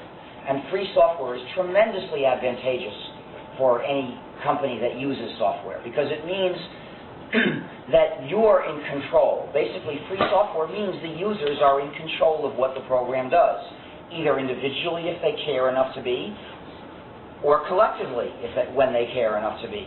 Whoever cares enough can exert some influence. If you don't care, you don't bother. Then you use what other people prefer. But if you do care, then you have some say. With proprietary software, you have essentially no say. With free software, you can change what you want to change. And it doesn't matter if there are no programmers in your company. That's fine. You know, if you wanted to move the walls in your building, you don't have to be a carpentry company. You just have to be able to go find a carpenter and say, what will you charge to do this job? And if you want to change around the software you use, you don't have to be a programming company. You just have to go to a programming company and say, what will you charge to implement these features and when will you have it done? And if they don't do the job, you can go find somebody else. There's a free market for support. So any business that cares about support will find a tremendous advantage in free software. With proprietary software, support is a monopoly. Because one company has the source code, or maybe a small number of companies that paid a gigantic amount of money have the source code if it's Microsoft's shared source program. But it's very few. And so there aren't very many possible sources of support for you. And that means that unless you're a real giant, they don't care about you. your company is not important enough for them to care if they lose your business or what happens. Once you're using the program, they figure you're locked in to getting the support from them, because to switch to a different program is a gigantic job. So you end up with things like paying for the privilege of reporting a bug. And once you've paid, they tell you, well, okay, we've noted your bug report. In a few months you can buy an upgrade and you'll see if we fixed it. Support providers for free software can't get away with that. They have to please the customers. Of course, you can get a lot of good support gratis. You post your problem on the internet, you may get an answer the next day. But that's not guaranteed, of course. If you want to be confident, you better make an arrangement with a company and pay them. And this is, of course, one of the ways that free software business works. Another advantage of free software for businesses that use software is security and privacy. And this applies to individuals as well, but I brought it up in the context of businesses. You see, when a program is proprietary, you can't even tell what it really does. It could have features deliberately put in that you wouldn't like if you knew about them. Like it might have a back door to let the developer get into your machine. It might snoop on what you do and send information back. This is not unusual. Some Microsoft software did this, but it's not only Microsoft. There are other proprietary programs that snoop on the user. And you can't even tell if it does this. And of course, even assuming the developer is totally honest, every programmer makes mistakes. There could be bugs that affect your security, which are nobody's fault, but the point is, if it's not free software, you can't find them and you can't fix them. Nobody has the time to check the source of every program he runs. You're not going to do that. But with free software, there's a large community, and there are people in that community who are checking things. And you get the benefit of their checking. Because if there's an accidental bug, there surely are from time to time in any program, they might find it and fix it. And people are much less likely to put in a deliberate Trojan horse or snooping feature if they think they might get caught. The proprietary software developers figure they won't get caught. They'll get away with it undetected. But a free software developer has to figure people will look at that and see it's there. So in our community, we don't feel we can get away with ramming a feature down the user's throats that the users wouldn't like. So we know that if the users don't like it, they'll make a modified version which doesn't have it. And then they'll all start using that version. In fact, we can all reason enough, we can all figure this out enough steps ahead that we probably won't put in that feature. We want to, after all, you're writing a free program, you want people to like your version. You don't want to put in a thing that you know a lot of people are going to hate and have another modified version catch on instead of yours. So you realize that the user is king in the world of free software. In the world of proprietary software, the customer is not king. Because you're only a customer. You have no say in the software you use. In this respect, free software is a new mechanism for democracy to operate. Professor Lessig, now at Stanford, noted that code functions as a kind of law. Whoever gets to write the code that just about everybody uses, for all intents and purposes, is writing the laws that run people's lives. With free software, these laws get written in a democratic way, not the classical form of democracy. We don't have a big election and say, everybody vote, which way should this feature be done? Instead, we say, basically, those of you who want to work on implementing the feature this way, do it, and if you want to work on implementing the feature that way, do it. And it gets done one way or the other, you know, and so if a lot of people want it this way, it'll get done this way. So in this way, everybody contributes to the social decision by simply taking steps in the direction he wants to go. And you're free to take as many steps personally as you want to take. A business is free to commission as many steps as they find it useful to take, and add all these things up, and that says which direction the software goes.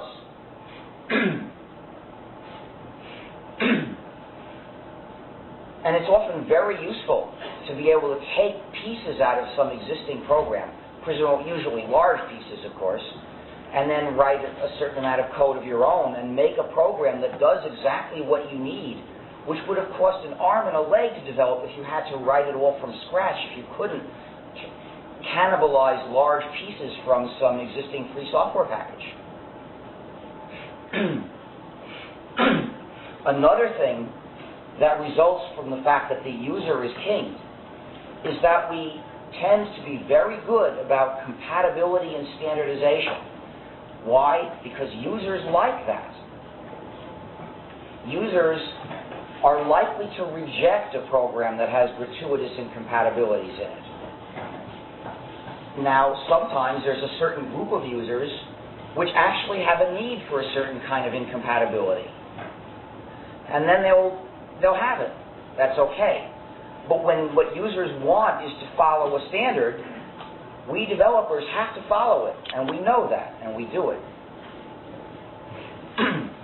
By contrast, if you look at proprietary software developers, they often find it advantageous to deliberately not follow a standard.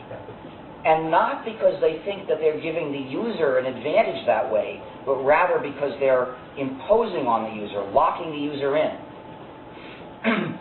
And you'll even find them making changes in their file formats from time to time, just to force people to get the newest version.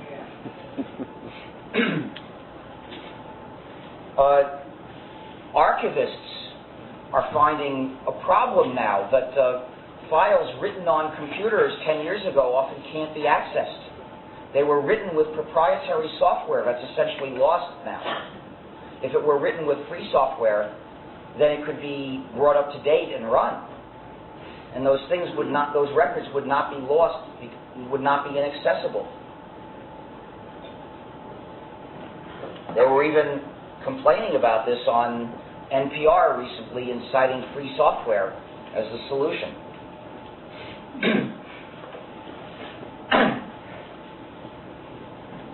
And so, in effect, by using a non-free program to store your own data, you're putting your head in the noose.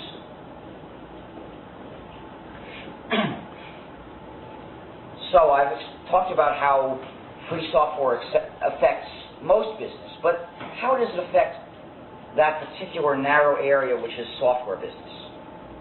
Well, the answer is mostly not at all. And the reason is that 90% of the software industry, from what I'm told, is development of custom software that's not meant to be released at all. For custom software, this issue, the ethical issue of free or proprietary, doesn't arise. You see, the issue is, are you users free to change and redistribute the software? If there's only one user and that user owns the rights, there's no problem. That user is free to do all these things.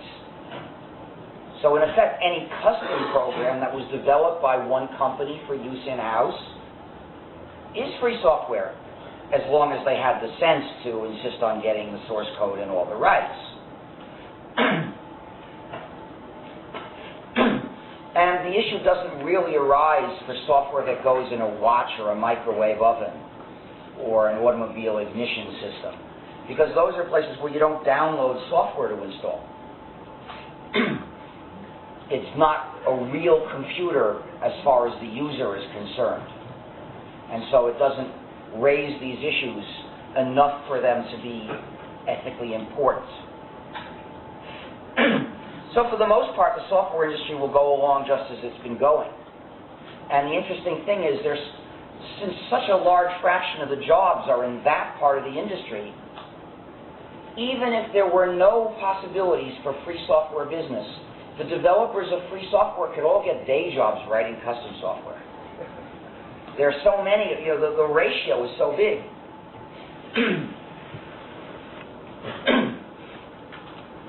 But as it happens, there is free software business. There are free software companies. And at the press conference, I'm going to have people from a couple of them. I hope you'll join us.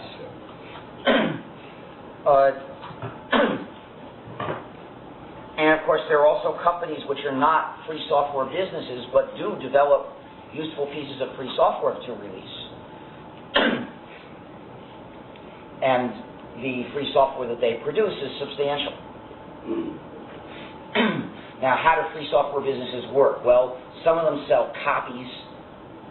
You're free to copy it, but they can still sell thousands of copies a month. And others sell support and various kinds of services. I personally, for the second half of the 80s, I sold free software support services. Basically, I said, for $200 an hour, I'll change whatever you want me to change in GNU software that I'd written. And it was a stiff rate, but if it was a program that I was the author of, people would figure that I might get the job done in a lot fewer hours. And I made a living that way. In fact, I made more than I'd ever made before. And I also taught classes. And I kept doing that until 1990, when I got a big prize and I didn't have to do it anymore. But 1990 was when the first corporation free software business was formed, which was Cygnus Support. And their business was to do essentially the same kind of thing I'd been doing. I certainly could have worked for them if I had needed to do that. Since I didn't need to, I felt it was good for the movement if I remained independent of any one company. That way I could say good and bad things about the various free software and non-free software companies without a conflict of interest. I felt I could serve the movement more. But if I had needed that to make a living, sure, I would have worked for them. It's an ethical business to be in. No reason I would have felt ashamed to take a job with them.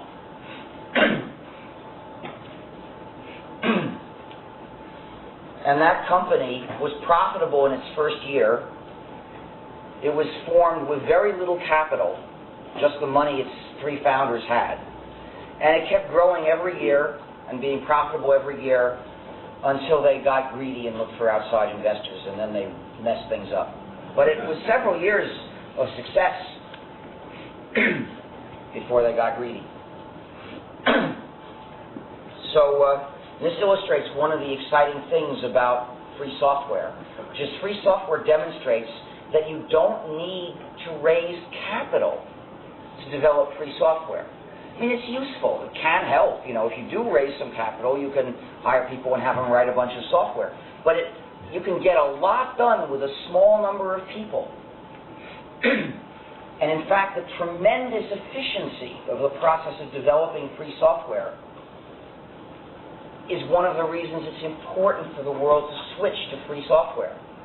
And it also belies what Microsoft says when they say that the GNU GPL is bad because it makes it harder for them to raise capital to develop non-free software and take our free software and put our code into their programs that they won't share with us. Basically, we don't need to have them raising capital that way. We'll get the job done anyway. We are getting the job done. People used to say we could never do a complete free operating system. Now we've done that and a tremendous amount more. And I would say that we're about an order of magnitude away from developing all the general purpose published software needs of the world. And this is in a world where more than 90% of the users don't use our free software yet. This is in a world where, although in certain areas of business, more than half of all the web servers in the world are running on gnu+linux with Apache as the web server. But I said gnu+linux. If I'm talking about the kernel, I call it Linux. That's its name. The kernel was written by Linus Torvalds, and we should only call it by the name that he chose out of respect for the author. Anyway, but in general in business, most users are not using it. Most home users are not using our system yet. So when they are, we should automatically get 10 times as many volunteers and 10 times as many customers for the free software businesses that there will be. And so that will take us that order of magnitude. So at this point, I'm pretty confident that we can do the job. And this is important because Microsoft asks us to feel desperate. They say, the only way you can have software to run, the only way you can have innovation, is if you give us power. Let us dominate you. Let us control what you can do with the software you're running. So that we can squeeze a lot of money out of you and use a certain fraction of that to develop software and take the rest as profit. Well, you shouldn't ever feel that desperate. You shouldn't ever feel so desperate that you give up your freedom. That's very dangerous. Another thing that Microsoft, well, not just Microsoft, people who don't support free software, they generally adopt a value system in which the only thing that matters is short-term practical benefits. How much money am I going to make this year? What job can I get done today? Short-term thinking and narrow thinking. Their assumption is that it's ridiculous to imagine that anybody ever might make a sacrifice for the sake of freedom. Yesterday, a lot of people were making speeches about Americans who made sacrifices for the freedom of their compatriots. Some of them made great sacrifices. They even sacrificed their lives for kinds of freedom that everyone in our country has heard about, at least. At least in some of the cases. I guess we have to ignore the war in Vietnam. But fortunately, to maintain our freedom in using software doesn't call for big sacrifices. Just tiny little sacrifices are enough. Like learning a command line interface if we don't have a GUI interface program yet. Like doing the job in this way because we don't have a free software package to do it that way yet. Like paying some money to a company that's going to develop a certain free software package so that you can have it in a few years. Various little sacrifices that we can all make. And in the long run, even we will have benefited from it. It's really an investment more than a sacrifice. We just have to have enough long-term view to realize it's good for us to invest in improving our society without counting the nickel and dimes of who gets how much of the benefit from that investment.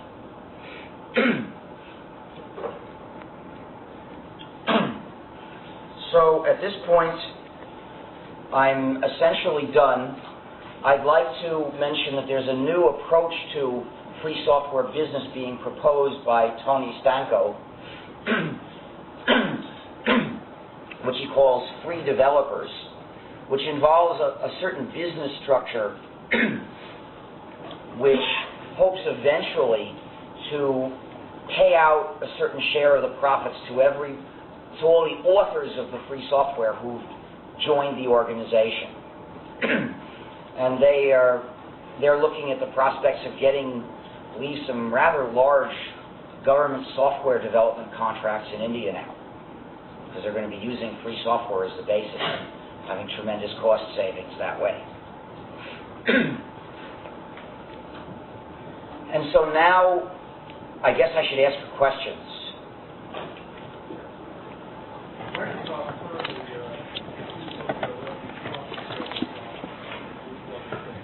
Could you speak a bit louder, please? I can't really hear you. How could a company like Microsoft convert to free software? Well, actually, Microsoft is planning to shift a lot of its activity into services.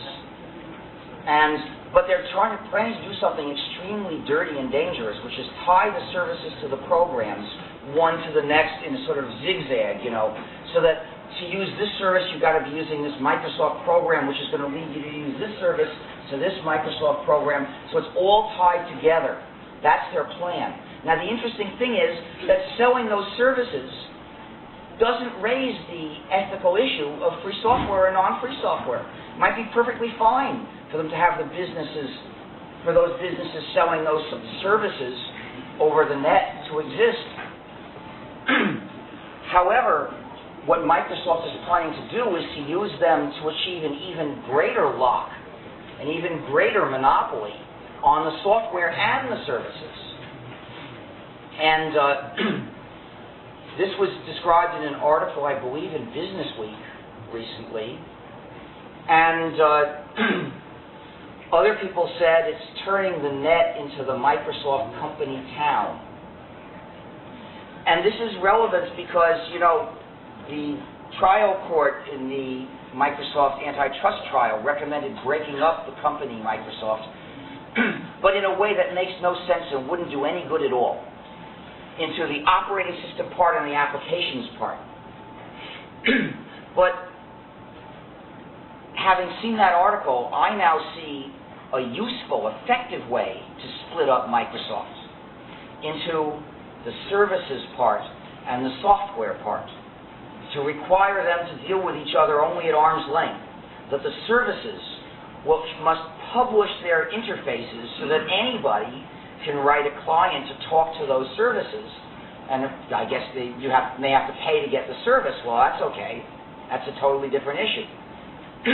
So this way, if Microsoft is split up in this way, not this way, but this way, services and software, they will not be able to use their software to crush competition with Microsoft services, and they won't be able to use the services to crush competition with Microsoft software.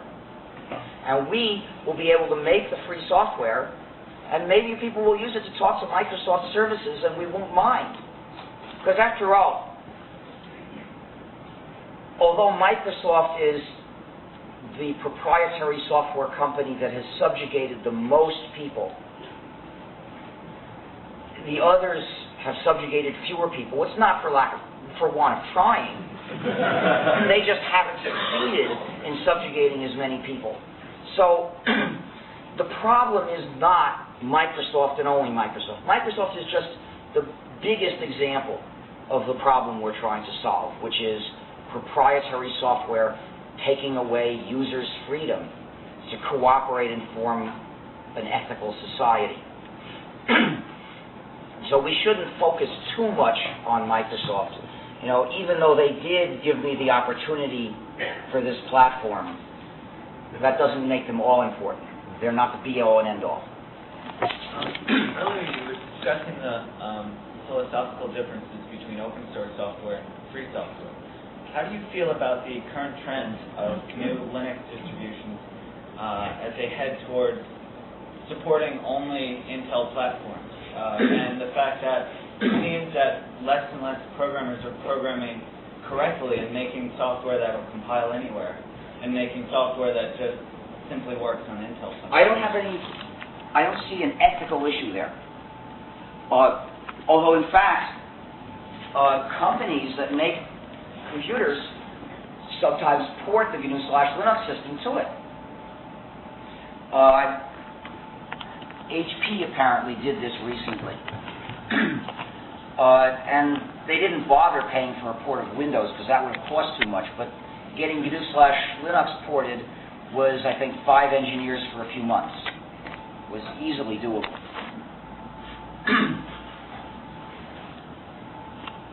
Yeah, of course, I encourage people to use AutoConf, which is a GNU package that makes it easier to make your programs portable.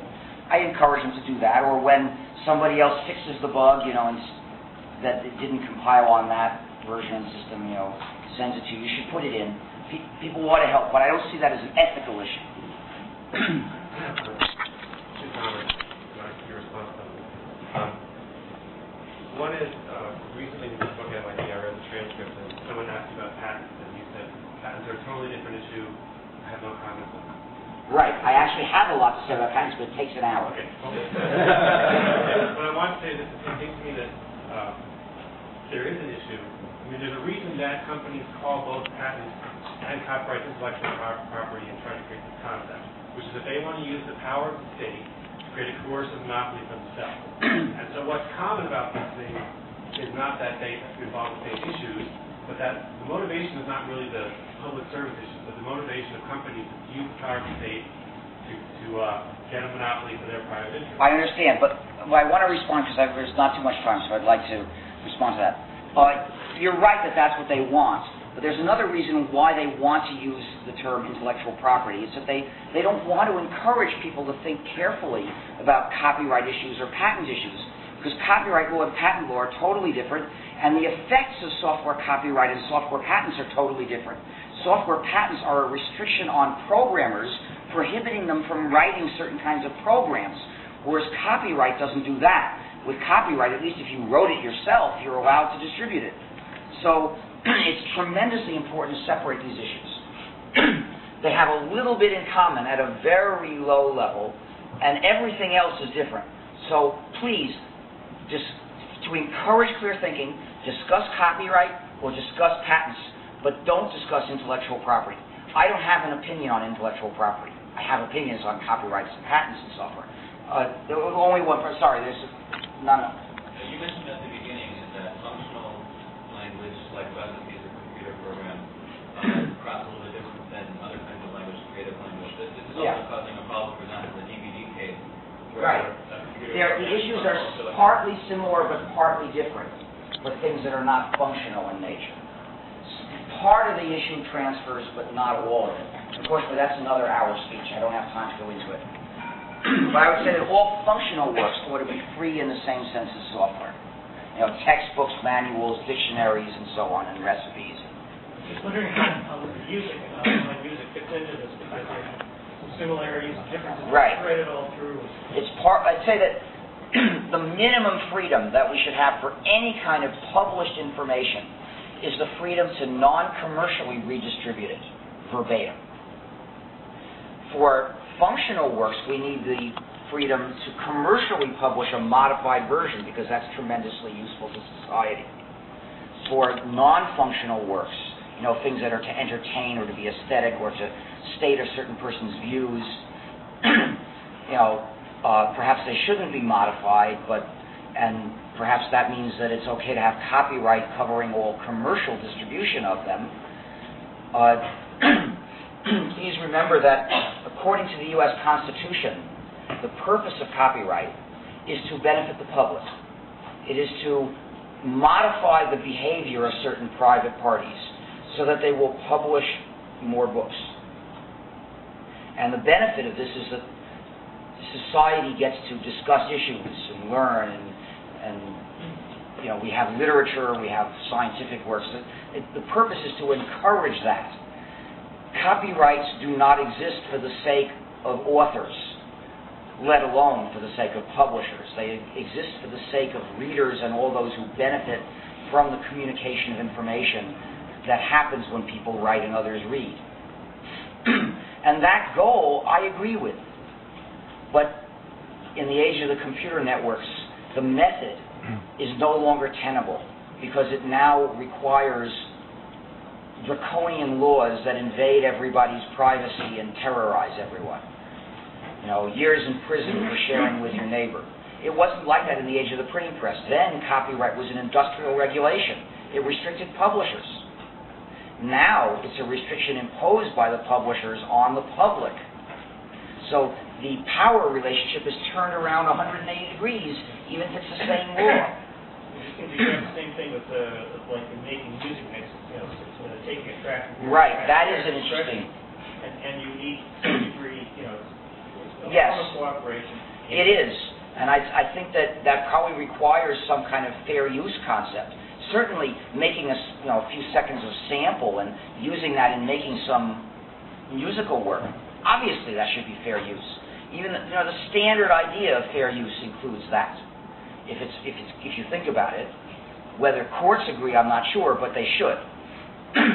That wouldn't be a real change in the system as it's existed. What do you think about publishing public information in proprietary formats? Oh, it shouldn't be. I mean, you shouldn't. The government should never require citizens to use a non-free program to communicate with the government in any way, in either direction. I have been, what I will now say, a gnu+linux user for the past 4 years. The one thing that's been problematical for me is something that's essential, I think, to all of us, browsing the web. Yeah. One thing that has been decidedly a weakness in using a gnu+linux system has been browsing the web, because the prevailing tool for that, Netscape, is not free software. Let me respond to this. I want to get to the point for the sake of getting in more. So, there's been a terrible tendency for people to use Netscape Navigator on their gnu/linux systems, and in fact, all the commercially packaged systems come with it. So this is an ironic situation. We worked so hard to make a free operating system, and now if you go to the store, you can find versions of gnu/linux there. Most of them are called Linux, and they're not free. Only part of it is, but then there's Netscape Navigator and maybe other non-free programs as well. So it's very hard to actually find a free system unless you know what you're doing, and then of course you cannot install Netscape Navigator. Now, in fact, there have been free web browsers for many years. There is a non-free web browser that I used to use called Lynx. It's a free web browser that is non-graphical. It's text only. This has a tremendous advantage if you don't see the ads. But anyway, there is a free graphical browser project called Mozilla, which is now getting to the point where you can use it, and I occasionally use it. But other people, anyone over there? Yes? Conqueror 2.11 has been very good. Contrary what? Conqueror.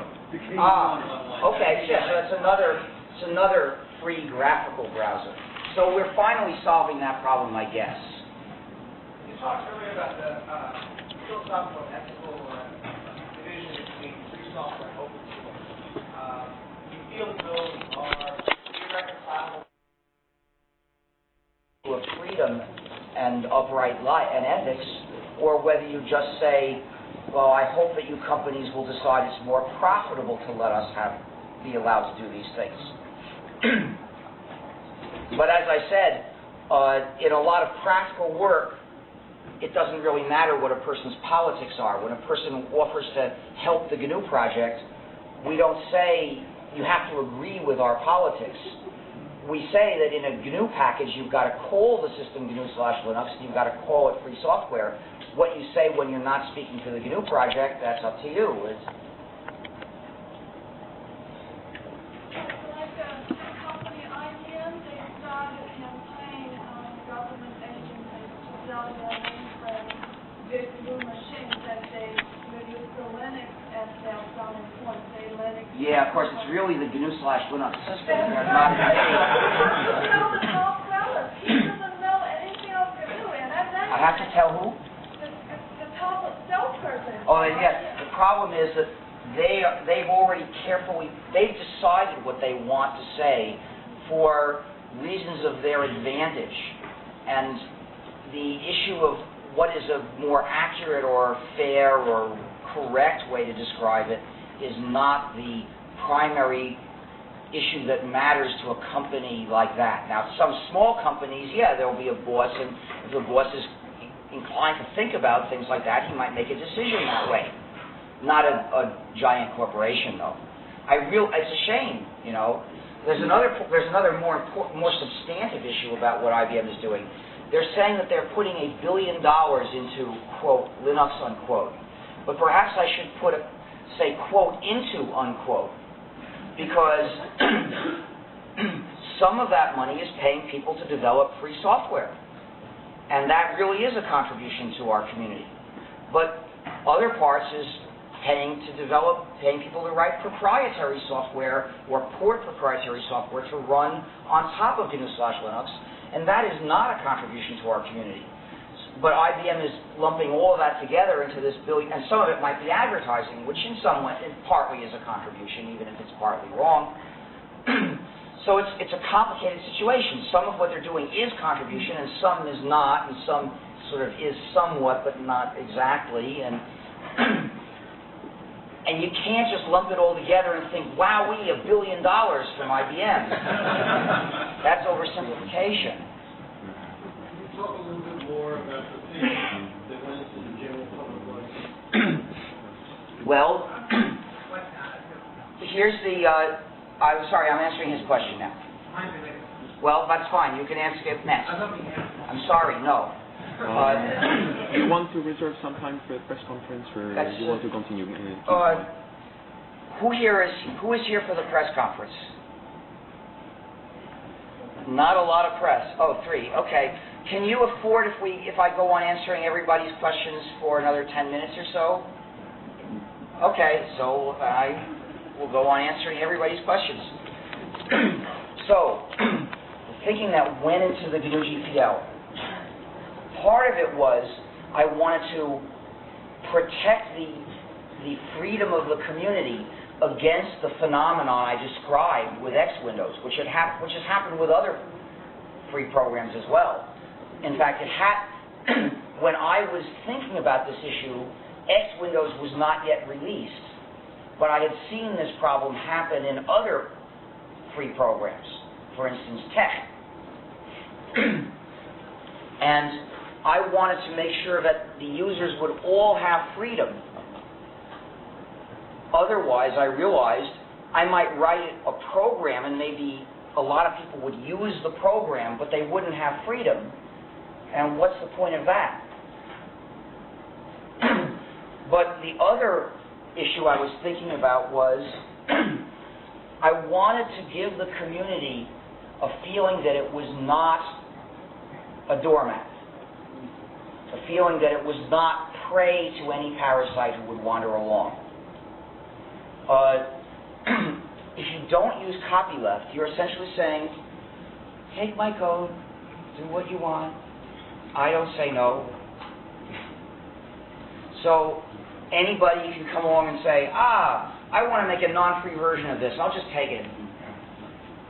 And then, of course, they probably make some improvements. Those non-free versions might appeal to users and replace the free versions. And then what have you accomplished? You've only made a donation to some proprietary software project.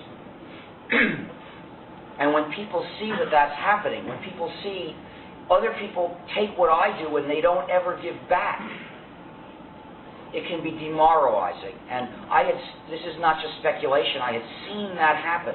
That was part of what happened to wipe out the old community that I belonged to in the 70s.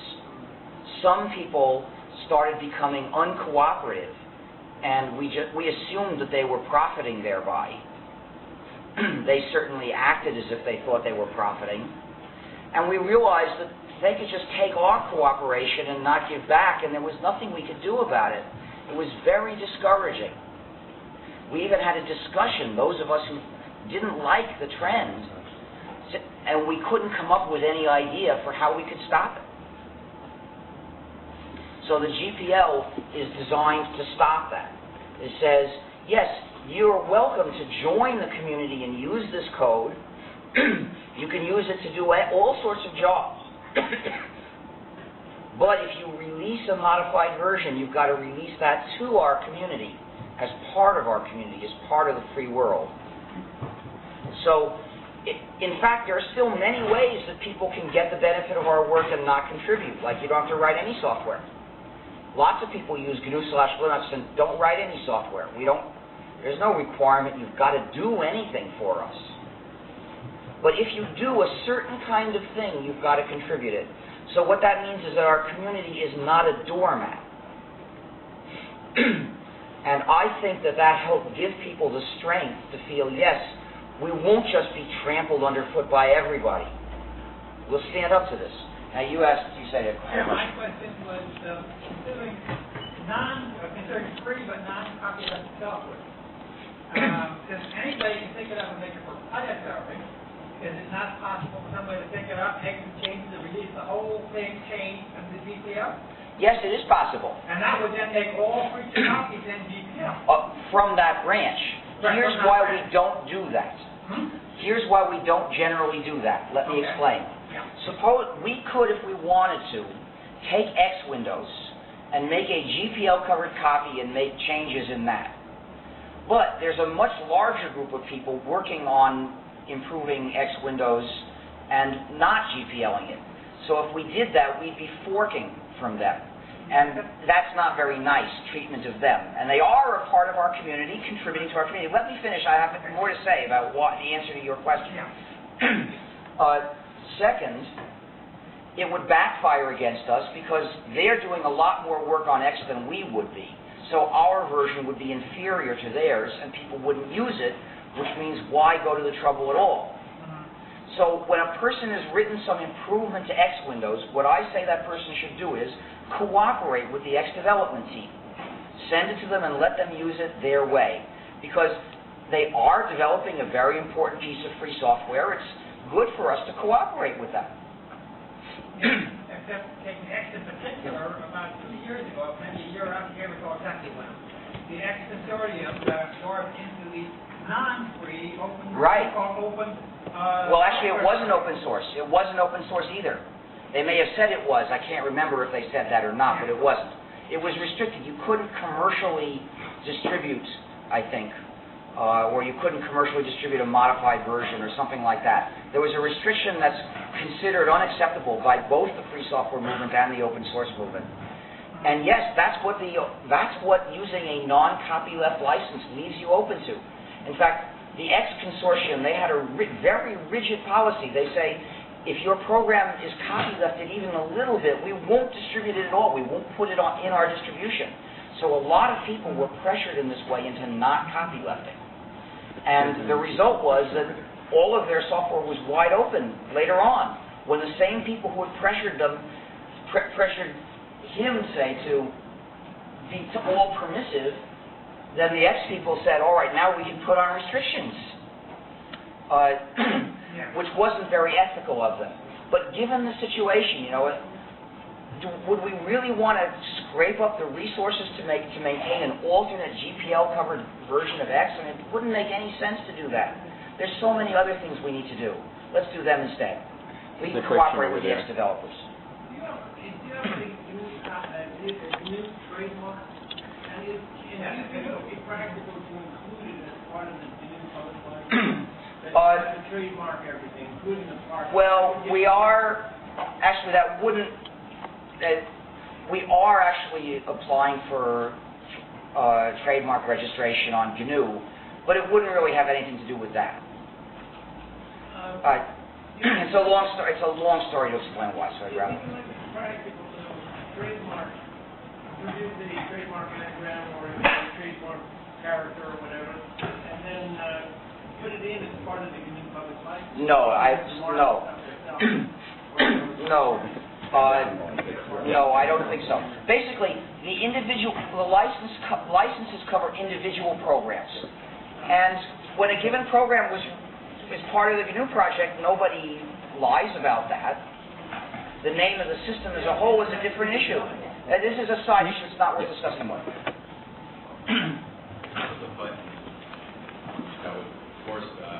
We would force all companies to open up and read their software. Would you press it? Yes, because right now what they're doing is legally Repeat the question. I think. Yes, if we could make all Well, I would only do this for published software. You know, I think people have a right to write a program privately and use it, and that includes companies. This is privacy, a part of privacy. And it's true, there can be times when it's wrong to do that, like if it is tremendously helpful to humanity and you're withholding it from humanity, that's a wrong, but it's a different kind of wrong. It's a different issue, although it's in the same area. But yeah, I think all published software should be free software. And remember that when it's not free software, that's because of government intervention. The government is intervening to make it non-free. The government is creating special legal powers to hand out to the owners of the programs so that they can have the police stop us from using the programs in certain ways. So I would certainly like to end that. Yes. One thing, Richard's presentations invariably generate an enormous amount of intellectual energy. I would suggest that some of it should be directed to using and possibly writing free software. Yes. And we should close the proceedings shortly. I want to say that Richard has injected into a profession which is known in the general public for its terminal apolitical nerditude, a level of political and moral discussion which is, I think, unprecedented in all professions, and we owe him very big for this.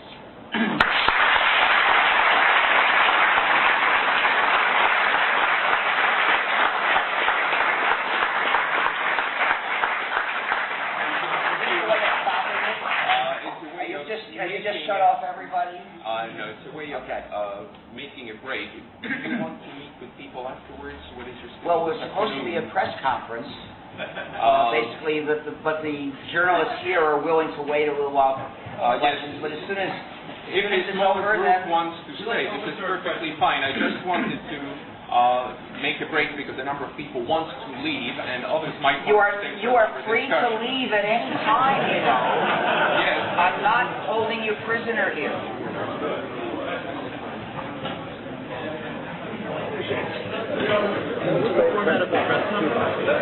don't know. Let's save it.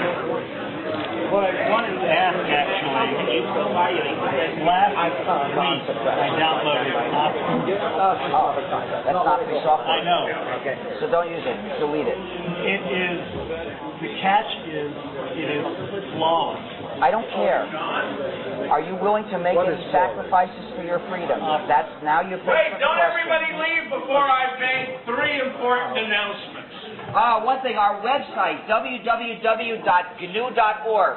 That's the most important announcement, but then